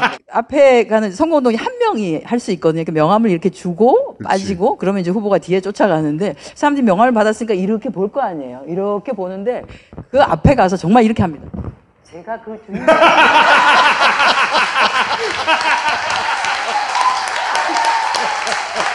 곳곳에 다니면서 제가 그 주인공 이걸 하는데 그러니까 그걸 보시는 분이 좀 빵빵 터지세요. 그래서 진짜 준비된 후보다. 이런 정치인이 말씀드립니다. 초보 때 제일 어려워하는 게 명함 주고 박주민 의원은 초보 시절에 명함을 주지를 못해. 그래서 아버지한테 혼났거든요. 명함도 안 주면 어떡해. 명함 주기까지 한참 걸렸대요. 근데 이제 그 기간이 엄청 짧다는 거 아닙니까? 저는 그 명함을 안 받는 분한테는 이렇게 말합니다. 이거 복 들어가는 겁니다. 저도 깜짝 놀란 장면이 있었는데요. 저희 강서에 마곡 식물원이 있습니다. 서울식물원 진입광장에서 강서구와 자매결연을 맺은 지방의 도시들에서 농산물을 가지고 와서 직거래 장터를 열은 적이 있어요. 근데 우리 진교훈 후보가 정읍경찰서장을 한 적이 있거든요. 그 정읍에서 올라온 농민하고 인사를 하는데 서로 이렇게 통성명을 해보더니 대뜸 손을 내밀면서 반갑구만, 반가워요 막 이러는데 그 옛날 개그 프로에서 개그맨이 하던 거거든요. 이제 요즘 눈높이로 보면 완전 아재 개그인데 그걸 부끄러운 줄 모르고 막 해버리시더라고요. 아니 근데 그걸 기억하고 있는 여러분들도 지금 연배가 쭈뼛쭈뼛 하는 게 언제 딱 넘어갔어요? 세 번째 날 정도부터 그런 것 같은데요. 그 시장에 가서 인사드릴 때도 뛰어다녀요. 걸어다니질 않습니다. 상가 문을 열고 이제 들어가면 보통 거기 주인이 10m 정도쯤에 앉아 계시거나 서 계시잖아요. 그 공간이 있기 때문에 그 공간을 갈 때는 뛰어갑니다. 네. 급한 마음으로 막 뛰어가서 걸어가서 안녕하십니까 이게 아니고 다다다다 뛰어가서 저 진교훈이 왔습니다. 진교훈입니다. 막. 저희 절실함의 표현입니다. 왜냐면 혼자 선거 아니에요 이게. 네, 그러니까요. 엄청나게 상징적인 선거거든요. 네, 네. 윤석열 대통령하고 지금 맞짱 뜨는 거예요. 그러니까 제가 그때 말씀드렸던 게 전국에서 한 명 뽑는 선거는 대선 말고 없다고. 그렇죠. 네. 보궐이 하나예요 이번에. 네, 이번에 한 명 뽑는. 게다가 저쪽 후보를 대통령이 직접 보냈잖아요. 네. 특별 사면해가지고 대통령하고 지금 붙는 거예요. 그러니까요. 참. 화이팅!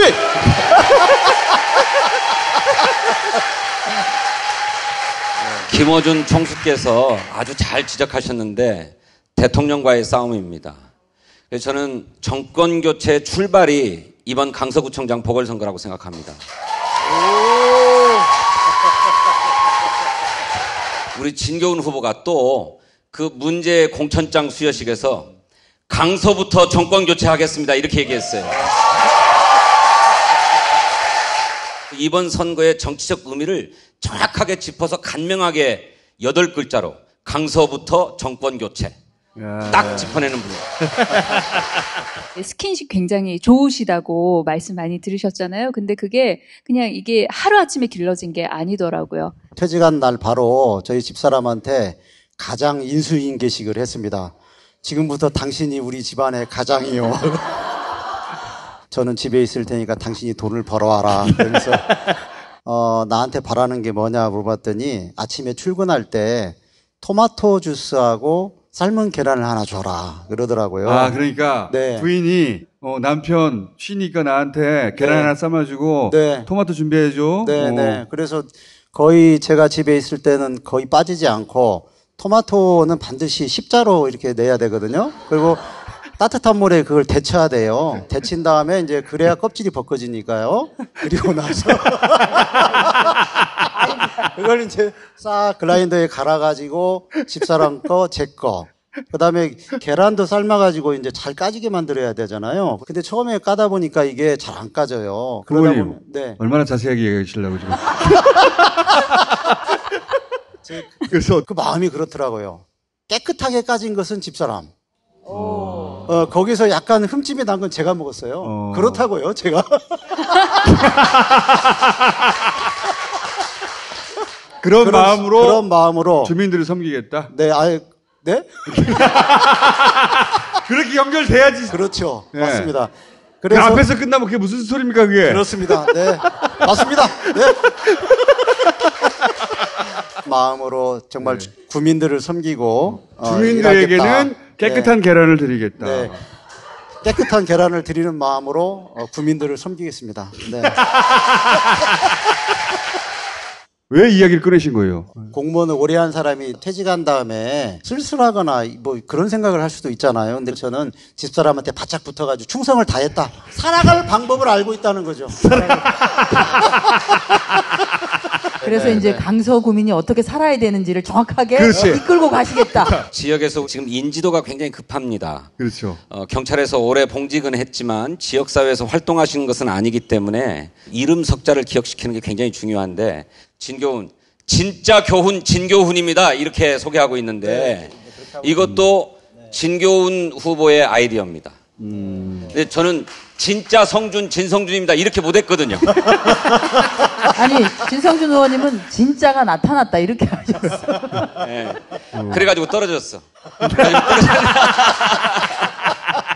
한 번 떨어졌지. 예, 한 번 떨어졌죠. 자기를 확실하게 각인시키는 방법을 알고 있더라고요. 진짜 교훈, 진교훈입니다. 그러니까 우리 주민들이 얼른 기억하세요. 인지도가 급속하게 올라가고 있습니다.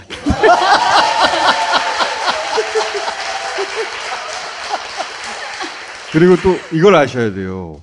보궐선거. 더군다나 이 기초단체장 보궐선거는 투표율이 20%, 30% 이 정도밖에 안 되거든요. 투표하는 사람 표를 가지고 당선이 되는 것이지 지지율로 당선되는 게 아니에요. 근데 이 선거는 저는 이기고자 마음먹은 진영에서 이기기가 참 쉬운 선거라고 생각하는 게 선거 하나밖에 없잖아요. 그래서 강서에 사는 사람들한테 전화하면 되는 거예요. 지인 찾기. 보궐선거가 며칠 날 있다는 걸 모르는 사람 되게 많거든요. 많습니다. 10월 11일. 10월 11일. 굉장히 불리합니다. 추석 연휴가 시작되는 28일부터 공식 선거운동 기간이 시작돼요. 근데 추석 연휴가 끝나면 한글날 들어가는 여유가 또 토, 일, 월이 있어요. 그러니까 그렇죠. 우리가 뭐 14일 선거 기간 중에 한 10일 정도가 없어져. 연휴 안에 들어가 있어요. 그래서 이 방송을 지금 보고 계신 모든 분들께서 얘기를 해주셨으면 좋겠어요. 강서 선거 굉장히 그러니까요. 중요하고 꼭 투표해야 되는데 강서에 살고 있는 사람이 내 옆에 있을 수도 있거든요. 깜빡 잊을 수도 있거든요. 네, 그래서 얘기해 주시고 혹시 그리고 직장 전화만 동료 중에 전화. 있으면 전화하면 되는 거예요. 너 투표했냐 너? 아 그리고 제가 지난번에 그 다스베이다에도 나왔던 걸 보신 분들이 의외로 많더라고요. 의외라뇨? 큰 실수를 했네요, 제가. 급성장하고 있습니다. 이렇게 가다 이렇게 인사를 드리다 보면 보면 아 다스베이다에서 봤다, 뉴스공장에서 봤다 그런 분들이 굉장히 많고. 그래서 오늘 이거 보시고 기억했다가 선거일이 며칠이라고요? 10월 11일. 11일 이고요. 7일이 이제 사전 선거가 가능한 그렇죠. 사전 투표. 네. 7일하고 11일이에요. 그러니까 강서구에 사는 누군가에게 야, 투표일이야. 투표는 해야지. 라고 전화를 하는 쪽에서 이겨요, 이건. 그리고 네. 제가 이게 선거법이 바뀌어서 선거운동 기간 중에 누구든지 기호일 더불어민주당 진교훈이라고 적혀진 것을 들고 다닐 수 있습니다. 누구든지 할 수 있어요. 공식 선거운동원이 아니더라도 이렇게 의원님, 해서 다니실 너무 수 무리한 있어요. 요구 하지 마시고요. 아니요. 필요합니다. 저희가 진짜 절박합니다. 절박합니다. 와주세요. 와주세요. 와주세요. 이 정부가 눈에 보이게 보이지 않게 관권 선거를 획책하고 있습니다. 엊그저께 오세훈 서울시장이 갑자기 고도 제한 완화를 하겠다고 국제항공기구 아이카오 상임의장을 만나러 캐나다를 날아갔어요. 또 국무조정실장이 강서에 있는 농수산물 시장에 와가지고 회를 먹고 회를 사고 강서구에 있는 지원보육원이라고 하는 곳에 기부도 했어요. 그리고 또 오세훈 시장이 무슨 재개발 재건축 추진하겠다고 직접 강서구를 방문했는데 3명의 현지 국회의원들에게는 오세훈 시장이 오니까 함께해 주십시오라고 하는 얘기가 일체 없었어요. 그런데 김태우는 현장에 나타났고 그 지역의 국민의힘 당협위원장들은 다 나와서 오세훈 시장하고 함께 사진을 찍었단 말이죠. 이렇게 정부가 총력전의 태세로 눈에 보이게 보이지 않게 도우려고 합니다. 그러니 우리가 손 놓고 있으면 안 된다. 네. 그렇죠. 전화 이게 막강한 거예요. 전국에서 전화 가능한 거거든요. 이건 맞아. 걔 강서에 살지 않나? 너 선거해야지. 굉장히 중요합니다. 네. 야 거기 괜찮은 후보 하나 나왔더라. 야. 이 전화가 엄청난 큰 힘이 돼요. 강서에 머문 서울식물원부터 해서 걷는 길도 좋고요. 강도 끼고 있고 걸을 수 있는 길이 많습니다. 그냥 걸으면 무슨 재미겠습니까? 여기 진교훈 딱 찍어가지고 예, 그냥 걸으면 아무도 안 봅니다. 그런데 여기 진교훈 찍어가지고 걸으면 안 돼, 하지 마, 하지 마. 다 돌아봐요. 안 돼, 안 돼. 전화하세요, 전화. 전화를 할 수 있잖아. 미국에 사는 사람도 할 수 있어요. 프랑스에서도 할 수 있고. 맞아, 걔 강서 살았지. 거기 후보 괜찮아. 하나 나왔는데. 투표 꼭 해라. 잉? 이거 하세요. 이거 하는 쪽이 이깁니다. 그 진교훈 후보가 만약에 강서구 청장으로 당선이 되잖아요. 엄청난 일이 벌어질 거예요. 대통령을 상대로 선거에서 이긴 거 아니요? 화면에 좀 띄워주시면 안 돼요? 네. 뭐. 후원도 가능하구나. 네, 좋은 이제. 계좌번호가 나오고 있습니다. 140-014-310181 신한은행이네요. 여기 번호도 나오는군요. 참 네, 좋습니다. 네, 네. 계좌번호가 너무 좋습니다. 네. 네, 네. 계좌번호 좋습니다. 네, 140-014-3101 일이 굉장히 많아 지금 보니까. 81 외우기도 할 것 같아요. 140-014-310181 아니 그냥 듣고 계신 분도 있을 수 있기 때문에 신한은행입니다. 140-014-310181 이 선거 중에서 또 뭐 네, 있거든요. 네. 그때까지 이 선거에 임하는 본인의 이 각오 짧게 한번 해주시고. 1년 5개월 동안 윤석열 정부의 무능과 실정에 대한 심판입니다. 두 번째는 본인들의 규책 사유로 인해서 발생한 보궐선거에 다시 공천을 한 국민의힘에 대한 심판입니다. 세 번째는 본인의 잘못으로 인해서 운동장에서 반칙으로 퇴장당한 선수가 다시 선수로 뛰겠다고 하는 후보자에 대한 심판입니다. 그럼에도 불구하고 강서 구민들은 정쟁으로만 치우치는 걸 원치 않습니다. 그래서 누가 과연 구민의 삶을 세심하게 살피고 보살필 수 있는 일 잘하는 후보인가라고 하는 걸 묻고 있습니다. 누가 사심 없이 반칙 없이 국민의 삶을 위해서 헌신 봉사할 수 있는 신뢰할 수 있는 후보인가를 또 묻고 있다고 저는 생각을 합니다. 저 진교훈을 그리고 민주당이 반드시 이길 수 있도록 한 표라도 꼭 좀 도와주십시오.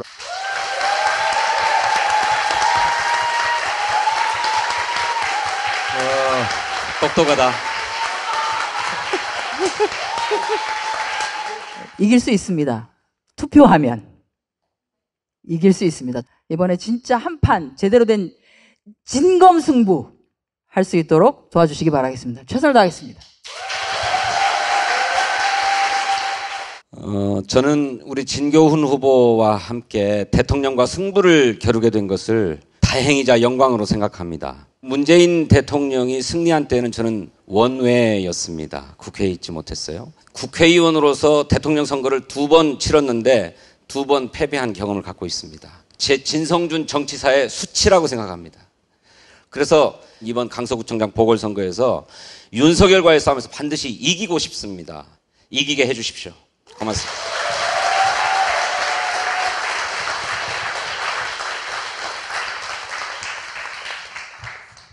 진교훈으로 진검승부를 하도록 하겠습니다. 그렇게 해서 윤석열 대통령에게 진짜 교훈 가르쳐 줍시다. 자, 여기까지 하겠습니다. 감사합니다. 감사합니다. 감사합니다.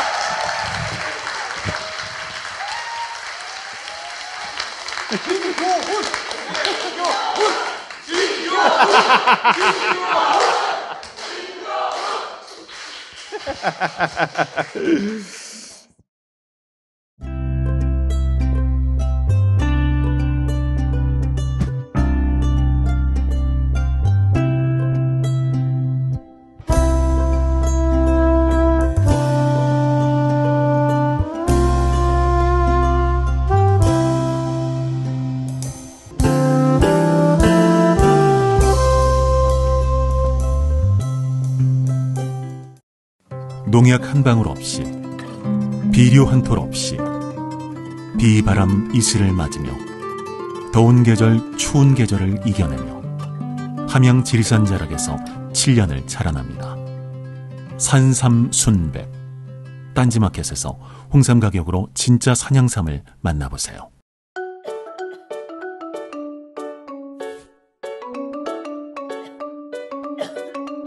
비염이 심하세요?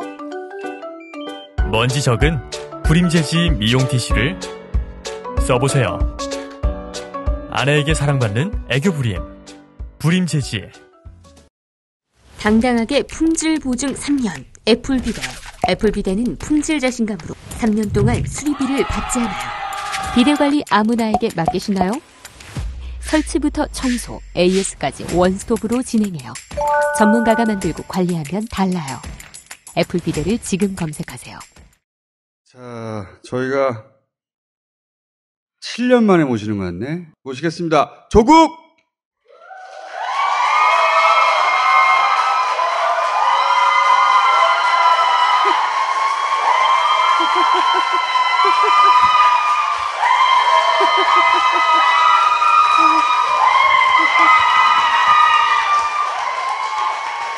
반갑습니다.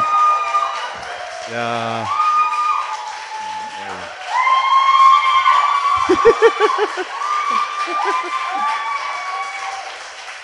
정말 오랜만이네요. 예. 그 사이에 엄청나게 많은 일들이 있었는데 요즘 딸이 아빠보다 잘 나가요. 딸이 책을 냈는데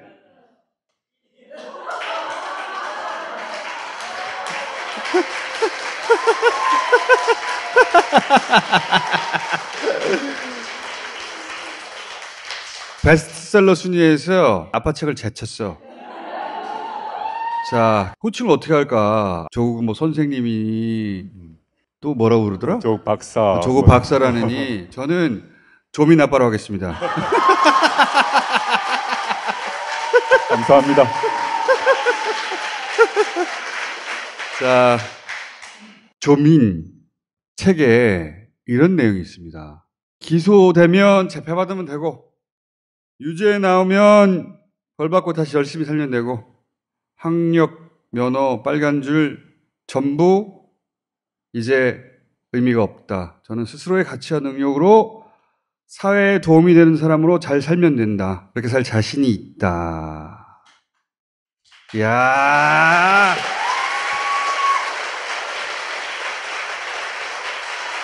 이야. 제가 조민 씨 첫 인터뷰를 했거든요. 그리고 세상 밖으로 나오겠다 결심하고 나서도 첫 인터뷰를 했어요. 제가 조민 씨를 만날 때마다 느끼는 건데, 그리고 여러 번 제가 조민 씨한테 한 얘기기도 해요. 아빠보다 낫다. 동의합니다. 제가 조민 아빠한테 또 여러 번 말씀드렸어요. 아빠보다 나아요. 저 얘기가 선천적인지 후천적인지 모르겠지만 당찬 게 있는 것 같습니다. 저로서는 이제 뭐 책 내용을 나중에 보게 되었는데 한편으로는 고맙고 또 동시에 또 애비 입장에서는 안쓰럽고, 그리고 처음 만났을 때부터 느꼈지만 어른이에요. 한동훈과 비교가 안 돼요.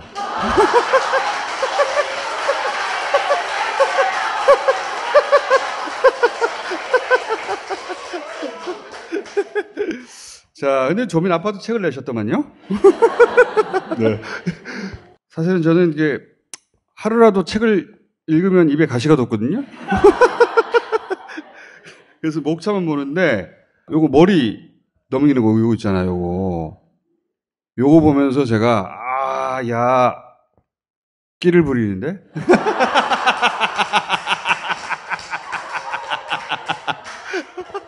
우리 유시민 이사장도 비슷한 지적을 하셨는데 사진 작가분이 아마 몇백 장을 찍으셨을 것 같아요.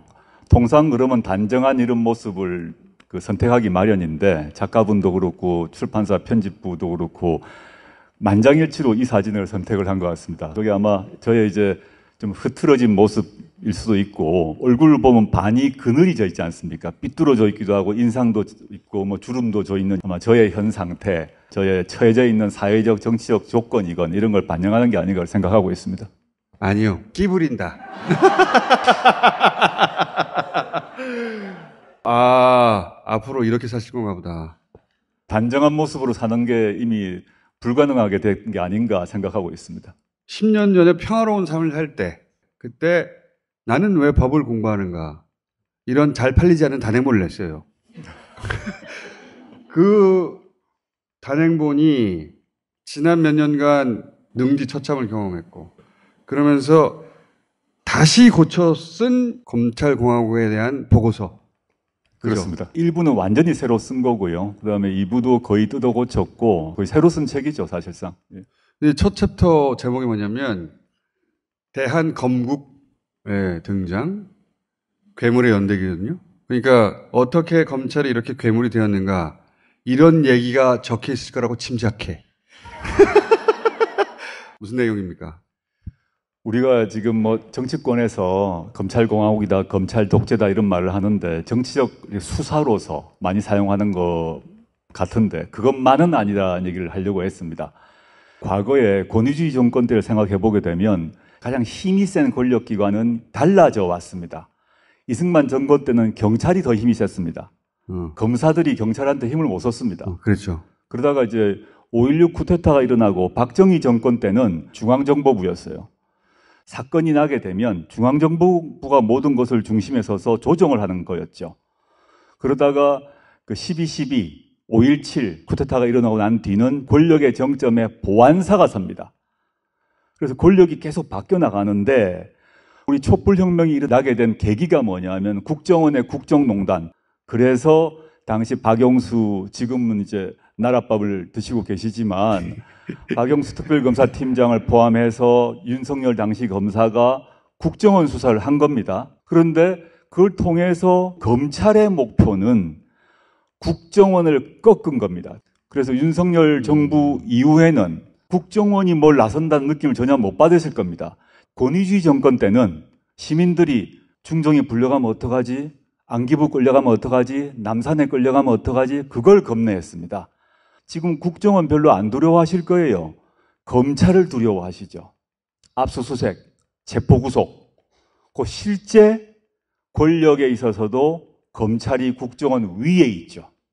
단순히 윤석열 대통령이 검찰 출신이다라는 것을 말하는 게 아니라 실제 권력 서열이 확고하게 검찰이 우위에 있다. 검찰 출신 대통령이라서 검찰공화국이라고 부른 게 아니라 국정농단 수사 이후에 권력의 공백이 생겼는데 거길 검찰이 차고 들어가서 차지했다. 그렇죠. 촛불혁명의 성과로 문재인 정부가 들어섰죠. 문재인 정부는 국정원, 검찰, 경찰, 보안사 모두 포함해서 그걸 개혁을 하려고 노력을 했고 그 일정한 성과를 거뒀습니다. 그런데 윤석열 후보가 대통령이 되고 난 뒤는 단순히 검찰 출신이 좋은 자리에 갔다라는 게 아니라 의사결정에 있어서 검찰이 확고하게 위에 섰다라는 점을 구체적인 사례를 가지고 밝히려고 했습니다. 일단 국가 인사는 완전히 장악했죠. 물론이죠. 예. 네. 인사비서관이 추천하고 법무부에서 검증하고 다시 공직기관 비서관이 2차 검증하고 근데 다 검사야. 전부 다. 지금 용산에는 민정수석실이 없습니다. 그런데 인사검증을 하는 조직은 반드시 있어야 됩니다. 즉 과거의 민정수석 역할을 법무부 장관이 하는 겁니다. 현재 한동훈 장관은 법무부 장관이자 민정수석입니다. 검찰을 지휘하고 법무행정을 한다는 것 외에 전 공무원들에 대한 인사검증을 하는 사람이 된 거죠. 그러면 공무원 후보들은 누구의 눈치를 보겠습니까? 그 다음에 용산에서 인사 담당하는 모든 비서관들은 검사 출신들입니다. 그래서 검사가 추천하고 검사가 검증하는 게 현재 윤석열 정부의 인사 시스템이다라고 보시면 되겠습니다. 그 시스템을 통해서 요직에 엄청 많은 검찰 출신도 보냈잖아요. 뭐 거의 주요 차관급 인사는 다 검사 출신이 가 있고 뭐 여러 예가 있겠습니다만은 국무총리 비서실장을 검사 출신을 넣었거든요. 그거 진짜 골 때리지. 유례가 없는 일입니다. 국무총리 감시하는 거 아니에요? 국무총리 비서실장이 국무총리가 데리고 있던 사람이 아니고 검찰에서 띵 갔어요. 너무 황당한 거죠. 현재 총리와 그 비서실장은 일면식도 없는 사람이었습니다. 총리는 2인자 아닙니까? 자기의 비서실장은 자기가 선택을 합니다. 근데 지금 총리의 비서실장을 검사 출신 전 순천지청장이 자리를 잡은 거죠. 이거 외에도 뭐 김건희 여사 사건의 변론을 맡았던 사람들은 거의 다 좋은 자리를 차지를 했습니다. 심지어 검찰 수사관도 챙깁니다. 그래서 서울대 병원 감사를 검찰 수사관으로 최초로 임명을 했습니다. 아주 치밀하게. 강서구청장 후보가 검찰 수사관 출신이에요. 그리고 이제 교육부 장관 보좌관을 왜 검사가 해? 뭐 역사상 유례 없는 일이었죠. 실제 제 책에도 하나하나 적어뒀습니다만은 검사 또는 검찰 수사관들이 요직에 다 넣어뒀다는 걸 확인할 수 있을 것이고 이유가 무엇일까 생각해 보면 국가 권력의 공식적 의사결정 체제가 있겠죠. 대통령, 국무총리, 국무위원, 차관. 근데 요직에 다 특히 차관급들의 자리에는 검사 또는 검찰 수사관들이 들어있거든요. 그 말은 공식적 의사결정 구조가 아닌 그늘에서 다른 의사결정 논의 구조가 있음을 반증한다 저는 생각합니다. 지금 말씀하신 그렇게 뿌려둔 조직들이 또 다른 의사결정 구조 비공식적으로 네. 그런 체계가 있을 것이다라고 짐작하시는 거네요. 전 추측이죠. 물론 추측입니다만 이렇게 많은 요직에 곁으로 봐서는 잘 보이지 않는 자리인데 아주 핵심 자리에 다 검사 출신을 넣어둔 이유가 무엇일까? 저는 다른 이유가 있지 않을까 생각할 수밖에 없다. 단순히 뭐 알던 사람 챙겨준 수준이 아니라 네. 장모 사건 변호한 사람도 자리 주잖아요. 그렇죠. 박정희 때 전두환 정권 때 보게 되면 하나회 출신, 육사 출신들을 요직에 다 넣었거든요. 그랬죠. 전두환 정권 때 하나회가 다 의사결정을 막후에서 했습니다.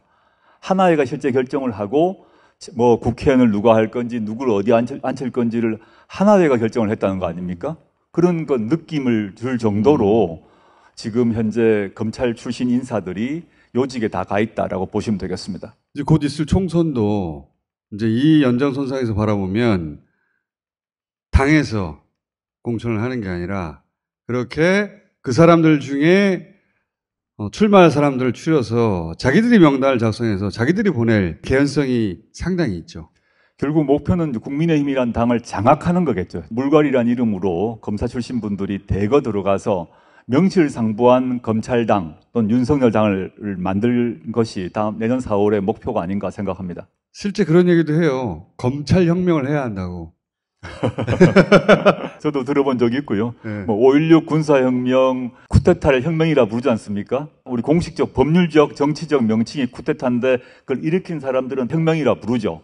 2019년을 검찰혁명이라고 부르는 사람들이 있어요. 들이 있다는 거죠. 그건 네. 저도 뭐 들은 바가 있습니다. 그게 진짜 카르텔이지. 대한민국을 자기들이 운영한다라고 생각하는 세력이 있고 그 세력이 지금 공적인 조직하고 상관없이 대한민국을 장악해 들어가고 있고 거기에 대해서 지금 연구를 하신 거죠, 지금. 제가 이 책을 휘리릭 봤거든요. 읽을까봐? 도표가 엄청 많아요. 근데 제가 도표가 나올 때마다 멈춰서 봤는데 지금 말씀하신 거를 도표로 정리했어요. 학자다 보니까 얼마나 학문적으로 했겠어.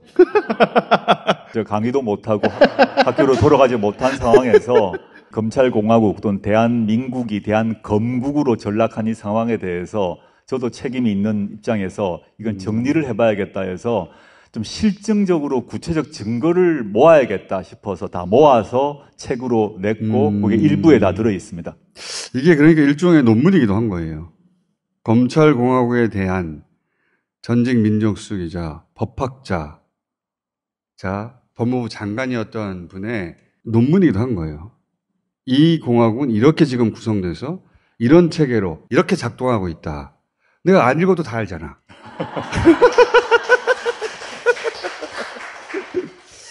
근데 저는 그런 생각을 합니다. 방송에서 몇 번 얘기했는데 이 행패잖아요. 행패. 린치고 폭력이거든요. 그거는 직접 겪는 사람뿐만 아니라 그걸 지켜보는 사람도 심적 타격을 입어요. 근데 그게 진보 진영만 그러느냐? 그렇지 않아요.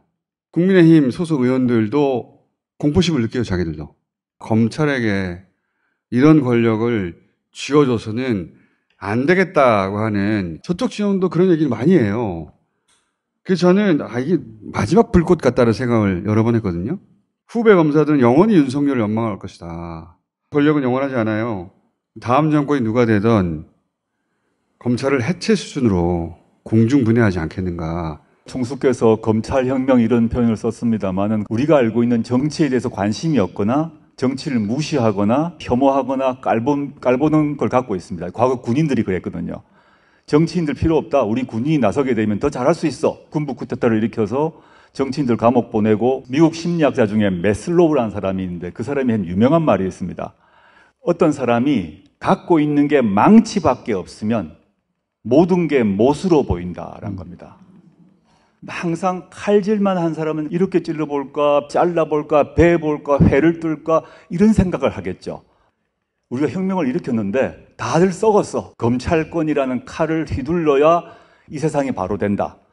그러면 이재명 대표, 저 범죄자야. 내가 만날 필요 없어. 쟤도 뭐가 있을 거야. 내가 영장 치면 감옥 갈 거야. 그런 식으로 현재 우리 사회의 정치가 돌아가고 있다고 저는 보이고요. 이거는 21세기 대한민국의 OECD 수준의 국가 아닙니까? G10 아닙니까? 있을 수 없는 일인 거죠. 그 속에서는 많은 사람이 칼에 찔리고 베일 것이다 저는 생각하고 있습니다. 그거보다 훨씬 더 막강한 권력을 휘둘렀던 전두환이고 다 날아갔잖아요. 그렇죠. 그때는 고문하고 죽였거든요. 그럼에도 불구하고 시민들이 그 정권을 바꾸었지 않습니까? 총칼 탱크에 비하면 검찰권은 약한 겁니다. 그래 봐야 뭐 구속되는 거 아니야? 구속되는 것밖에 없겠죠. 난 항상 그렇게 생각해. 재밌는 얘기 하나 해드릴게요. 그 얘기하니까 생각났어. 이제 박근혜 정부 때예요. 그때 이제 꼬리 시킨다고. 꼬리는 구속시킨다는 의미죠. 예.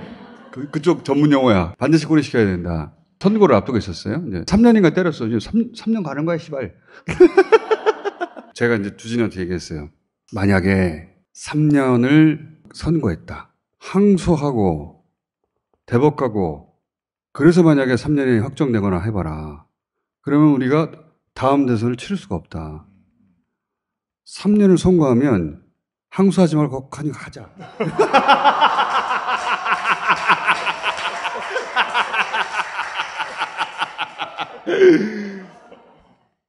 그렇게 대응하면 돼요.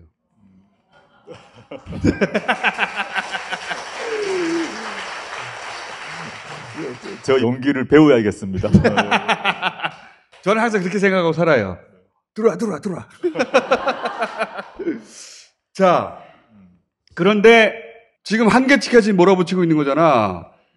그래서 저는 다음 정부는 그게 누가 되든 간에 검찰을 공중분해 수준으로 해체하더라도 누구도 반대하지 않을 것이다. 망치를 마음대로 휘두른 사람, 칼을 마음대로 자르고 휘두르고 베는 사람은 칼과 망치를 뺏어야 되거든요. 여기 이제 정의의 여신상을 가져왔는데 정의의 여신은 칼을 가지고 있습니다만은 눈을 가리고 있습니다. 자기 앞에 있는 사람이 남자인지 여자인지 강자인지 또는 약자인지 부자인지 빈자인지 또는 내 편인지 저쪽 편인지 보지 않겠다는 겁니다. 망나니라고 있습니다. 망나니도 칼 들고 막 술 취해서 목을 자릅니다. 피가 튀죠. 망나니의 그 모습 보고 정의가 실현되었다고 생각하지 않습니다. 이런 망나니처럼 칼을 검찰이 쓴다면 그 칼을 뺏어야 되죠. 아, 이건 여야의 문제가 아니구나. 권력이 어디 하나에 완전히 몰려있고 그 권력이 남용되는 것을 여야 정치인 외에 국민들이 집단적으로 목격하고 경험하면 그 권력을 무조건 쪼개야 된다 생각하게 되어 있습니다. 과거에 남산 끌려가면 죽었습니다. 보안사 끌려가서 맞은 사람이 한둘이 아닙니다. 지금 우리가 두려워하는 것, 압수수색, 체포, 구속, 휴대전화, PC 이걸 두려워하는데 그 권한을 모두 검찰이 갖고 있는 거죠. 결국은 수사 기소를 분리하고 검찰청은 OECD 대부분의 국가가 그렇게 하고 있는 것처럼 기소청으로 바뀌어야 됩니다. 그런데 우리나라는 수사도 하고 기소도 하고 영장 청구도 하고 OECD에서 가장 막강한 권력을 갖고 있고 지난번 문재인 정부 때 겨우 조금 조정했는데 윤석열 정부 들어서고 원위치했죠. 대통령령, 법률이 아닙니다. 법률의 취지를 엎어버렸어요.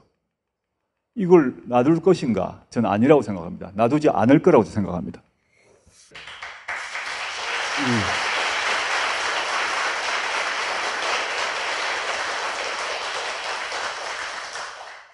그러는데 본인의 역할이 있지 않겠어요?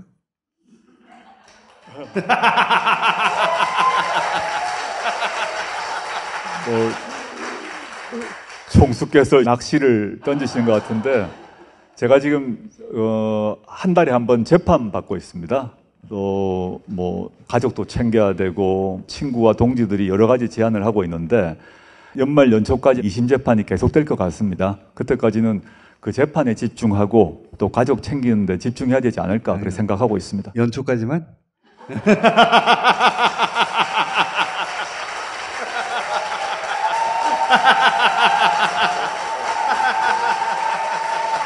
문재인 노무현 재단 이사장 시절에 노무현 재단 신년 계획에 대해서 인터뷰를 하는 자리였는데 질문을 한 시간 내내 언제 출마할 거냐고 물어봐가지고 인터뷰 내용이 없죠. 조국 사태를 복기를 해보면 왜 그런 일을 벌였을까 여러 가지가 이유가 있겠죠. 근데 그 중에서 윤석열의 조국에 대한 컴플렉스도 저는 주요한 원인이었다고 저는 생각하는데, 근데 작용이 있으면 반작용이 있는 게 우주의 원리잖아요. 본인이 반작용이 될 때가 오지 않겠습니까? 제가 사회적으로 명예회복을 해야 된다는 생각은 하고 있고요. 그걸 어떻게 해야 될 것인가 하는 고민이 있습니다. 출마라는 방법이 있죠.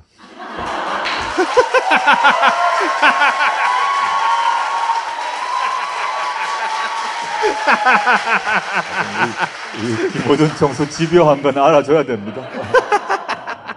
제가 개인과 저희 가족의 명예를 회복해야 한다는 측면이 있겠죠. 뭐 그걸 없다 그러면 제가 뭐 거짓말입니다. 지난 만으로 4년, 햇수로 5년간을 겪으면서 저 스스로 성찰하고 반성한 측면이 있고, 또 한편으로는 이걸 어떻게 해야 될 것인가. 그 2019년 사태 이후로 검찰공화국, 대한검국이라는 것이 만들어졌고 윤석열 정부가 들어서서 극우로 달리고 있지 않습니까? 이런 상황에 대해서 저 역시 문재인 정부의 고위공직자로서 책임이 있다고 생각하고 있습니다. 반성과 성찰에 기초해서 그러면 이 폭주를 어떻게 막아야 할 것인가에 대해서도 많이 고민을 하고 있다. 이런 점만 말씀드리겠습니다.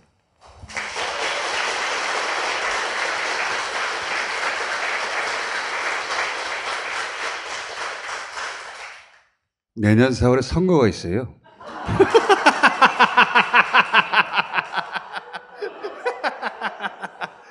자, 챕터 2. 법을 이용한 지배, 법의 지배. 룰 바이 로, 룰 오브 로. 오늘 읽을까봐. 거기까지만 봤어. 이게 무슨 얘기입니까? 좀 어려운 얘기인데요. 특히 권위주의 정권 같은 경우 정권이 수시로 한 말이 법을 지켜라. 법치. 법과 질서 이런 말을 계속 강조하고 그렇죠. 있고 윤석열 정부도 박정희 정부 시절부터 내가 어릴 때 네. 들은 단어야. 법과 질서. 보수 정부는 항상 이걸 강조하거든요. 네. 법과 질서. 윤석열 대통령과 윤석열 정부의 참여자들도 수시로 법과 질서를 강조합니다. 법에 의한 지배. 네. 그런데 제가 보기에는 윤석열 대통령이 얘기하는 법치는 가짜란 것입니다. 정치적으로 제가 비난하기 위해서가 아니라 법학적으로 보더라도 이건 가짜고 사입이라는 것인데, 우리 김총수가 영어로 룰 오브 로, 법의 지배와 룰 바이 로, 법을 이용한 지배를 얘기를 했는데 두 개가 완전 다른 것입니다. 어떻게 달라요? 법의 지배는 반대말은 인치, 사람의 지배입니다. 봉건 시대 때 또는 전제 권력이 있다면 그걸 타도하고 시민민주주의 혁명이 일어나고 난 뒤에 사람의 지배는 안 되고 법이 지배해야 된다. 그래서 룰 오브 로라는 것을 근대 민주주의 모든 국가의 원리로 확립이 되었습니다. 그런데 권위주의적 권력자들이 집권하고 난 뒤는 룰 오브 로를 딱 바꿉니다. 어떻게 바꾸냐 하면 내가 법만 만들어서 지배하면 되는 거야. 그래서 어떤 일이 생기냐. 과거 박정희 정권, 전두환 정권 때 국가보안법, 집회 및 시위에 관한 법률 등등 각종 악법을 만들어서 그 악법을 가지고 지배를 하면서 지금은 모두 허용되는 1인 시위를 포함하면서 집회 시위를 하게 되면 징역 3년을 살았습니다. 그게 룰 바이 로예요? 룰 바이 로죠. 가장 극단적으로 낮습니다만 히틀러의 집권이 법을 통해서 했을 뿐만 아니라 법률을 만들어서 그랬죠. 게르만 민족의 순수성을 지켜야 된다고 그래가지고 유태인만 죽인 게 아니라 장애가 있는 사람을 다 색출해서 죽였습니다. 그게 법을 이용한 지배였던 겁니다. 그 법의 내용이 장애인 인권 침해한다, 표현의 자유, 언론의 자유 침해한다, 그런 법은 우리가 법이라 생각 안 합니다. 법의 내용이 헌법 정신과 인권에 부합해야 됩니다. 이게 첫째고, 두 번째는 법의 지배의 초점, 권력자를 견제하고 통제하는 것이 법의 지배, 법치의 핵심입니다. 근데 법에 의한 지배는 권력자가 법을 이용해서 자신의 지배를 관철하는 거죠. 정반대인 것입니다. 주어가 다르구나, 주어가. 바로 그렇습니다. 오. 외워야 되겠다. 룰 바이로는 주어가 권력이고, 룰 오브 로는 주어가 법이다. 맞습니다. 정확합니다. 예. 아하. 제대로 된 법치라는 것은 법이 사람의 감정이나 인종이든 형편이든 다 따지 않고 법이 공평하게 지배하는 걸 의미하는 것인데, 이 룰 바이로는 법을 도구로 써서 권력이 자기 좋으라고 하는 거다. 정확합니다. 예. 제가 요약은 잘해요, 제가. 역시 법학자야. 야.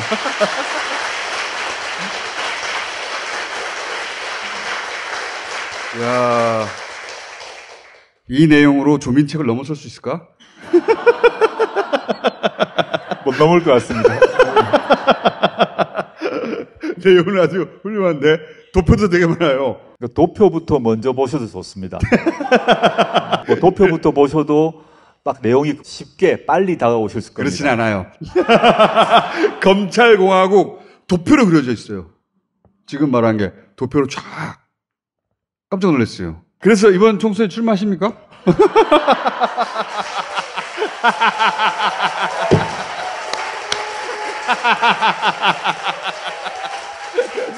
그냥 기승전 출마네요. 핵심이 이거 아닙니까? 지금 법치는 가짜다. 룰 오브 로우의 시대를 열어야 된다는 거잖아요. 본인이 열겠다는 뜻 아닙니까?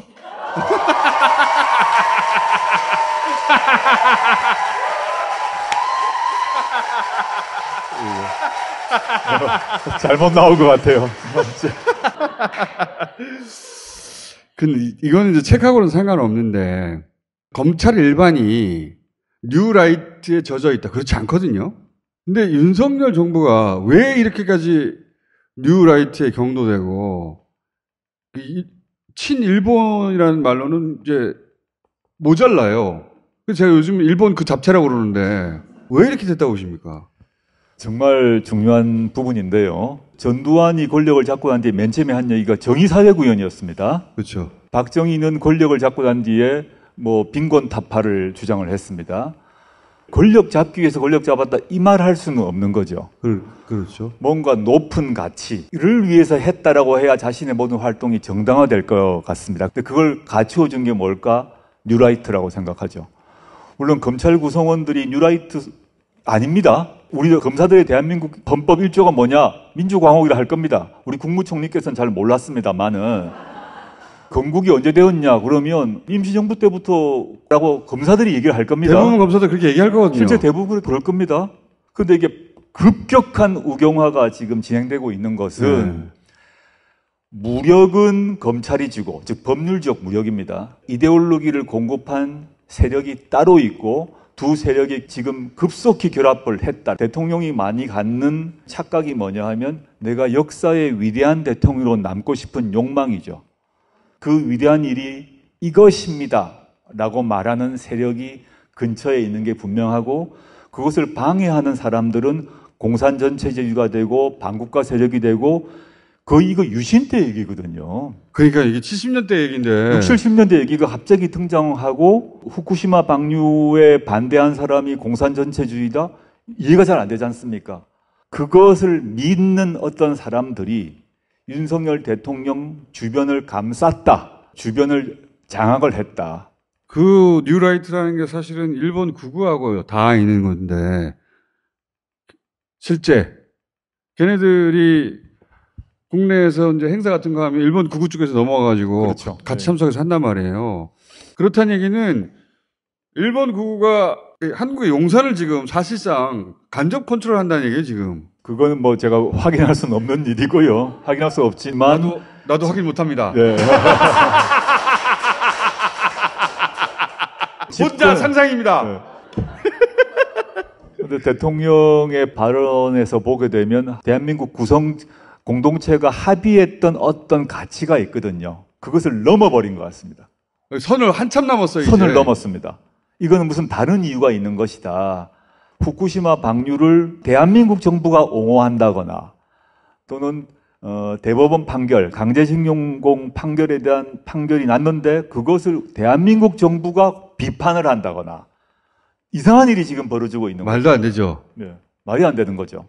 그 파생된 말도 안 되는 것 중에 과학기술 예산 삭감 같은 거 있잖아요. 굉장히 이상한 일이에요. 정부가 예산을 늘릴 수도 있고 줄일 수도 있습니다. 그런데 과학기술 예산을 줄여라 하면 진보 보수를 떠나서 우리나라 사람들은 어떤 반응이 오냐면 야 그건 건들면 안 되지.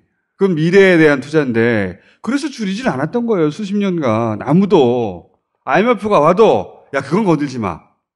그거는 설득이 필요 없어요. 근데 갑자기 팍 가버려. 엄청난 액수가 잘린 거거든요. 갑자기. 이거는 납득이 안 되죠. 다른 이유가 있겠죠. 다른 이유가. 다른 이유가 있는 거예요. 우리가 알지 못하는 다른 이유가 있다고 밖에 볼 수 없습니다. 그게 뭔지 몰라서 도저히 상식적으로 합리적으로 추론해서는 찾을 수가 없고 정상적인 국무회의에서 누군가가 내년 과학기술 예산 20% 자릅시다 했다면 미친놈 소리 듣지. 근데 어느 날 하루아침에 잘라버렸잖아요. 하루아침에. 과거 정부였다면 거의 문재인 정부든 다른 정부든 간에 이런 사태 같으면 과기부 장관이 진짜 직을 걸고 막았을 일입니다. 절대 안 됩니다. 대통령님. 또 과학기술보좌관, 수석 등이 모서리다. 무조건 막았을 것이고 이걸 20%를 깎는다는 얘기는 이 여파가 앞으로 대한민국 과학기술 발전에 어느 정도의 부정적 영향을 미칠지 지금 아무도 모릅니다. 근데 자르라 그러니까 다 자른 거예요. 인력 다 사람들이 다 잘리고 해외로 나가야 되는 이상한 상황이 벌어졌는데 가장 젊은 연구진들 1,000명도 일단 날아간다잖아요. 돈이 없어가지고. 그 사람들이 과학의 미래 아니야? 이 줄어든 예산이 어디로 갔을까를 빨리 찾아야 된다라고 생각합니다. 이해할 수 없는 일이 그렇죠. 발생할 때는 다른 이유가 있는 거죠. 그러니까 처음에 말씀하신 의사결정 구조가 따로 있는 것 같다. 그것도 의심을 할 수밖에 없는 거죠. 예. 지금 검찰 세력과 결합한 이데올로기를 제공하는 세력들이 있는 것 같다. 근데 그렇게 해도 잘 이해가 안 나는 게 예를 들어서 이재명 대표를 구속시키려고 한다. 이거는 우리가 절대 동의할 수 없지만 노리는 바를 알 수 있잖아요. 과학기술 예산을 왜 20%를 잘라가지고 그걸로 이득 보는 내국인들이 누가 있어요? 과학기술 쪽 종사하시는 분들은 격분 상태거든요. 도저히 이해가 안 되는데 과학기술 20% 자르고 난 뒤에 연락이 온 게 해외 무슨 협업은 하라라고 지시가 온 겁니다. 그러면서 데드라인을 준 겁니다. 해외 협업 프로젝트를 내라. 언제까지요? 내일까지 제출하라. 과학기술 하는 사람들은 도저히 이해할 수 없는 일이 지금 벌어지고 있고, 근데 이건 아까 총수도 그렇고 저도 그렇고 추측에 불과하지만 이건 무슨 이유가 있는 거거든요. 과학기술자들을 다 죽이자 이런 거는 이상하잖아요. 과학기술이 너무 미워. 심지어 조선일보도 걱정을 하는데 밀어붙이고 있거든요. 그러니까 이건 이데올로기하고 상관이 없고요. 네, 다른 거죠. 지금까지는 검찰과 이데올로기의 영역이면 과학기술 이런 거는요. 우리가 또 모르는 또 하나의 뭐가 있는 거예요. 뭐가 있는 겁니다, 지금. 또 다른 영역이 하나 더 있는 거라고 봐요. 그렇지 않고서 이걸 어떻게 이해하란 말이야. 그러니까 검찰이 한동안 있고요. 극우 이데올로그들이 있고 또 하나는 그 양쪽 모두에 속하지 않는 하지만 강력한 영향력을 미치는 우리 대통령이 이건 대통령이 결정해야 할 수 있는 일이에요. 어느 누구도 이렇게 할 수가 없어요. 아무도 설명할 수 없고 이 세 가지가 다 있는 거예요 지금. 그게 나라가 제대로 될 리가 있나? 다들 걱정될 수밖에 없겠죠. 그러니까 출마하셔야죠.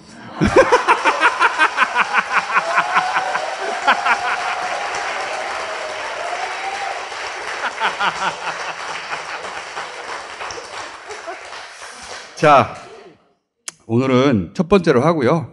청소가 좀 시간이 남았거든요. 한 3번 정도 더 모시려고 하고 있는데요.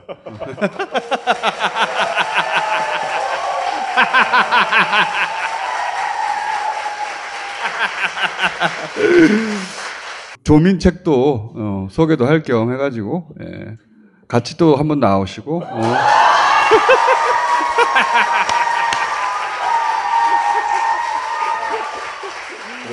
너무너무 감사합니다. 뭐 제 책 많이 사주시고 읽어주셔서 저에 대한 소소한 위로, 격려라고 생각하고 있고 깊은 감사드립니다. 고맙습니다.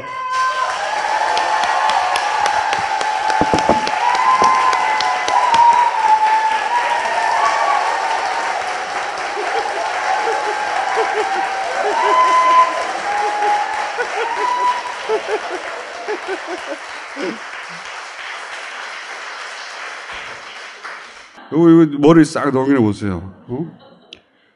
보자마자 이게 끼 부린다. 끼를 부려야 돼 이제. 모범적으로 살았잖아 50년 이상. 더 이상 모범적으로 사는 거 안 해도 돼. 끼를 부려야 된다. 여기서 앞으로 공연도 할 거야. 2만 명짜리 초대형 공연. 그것도 하겠지만 이재명이 좋냐 싫냐 이런 한간 말을 할 때가 아니에요. 이재명은 죄가 없다. 이재명 힘내라. 끝. 자.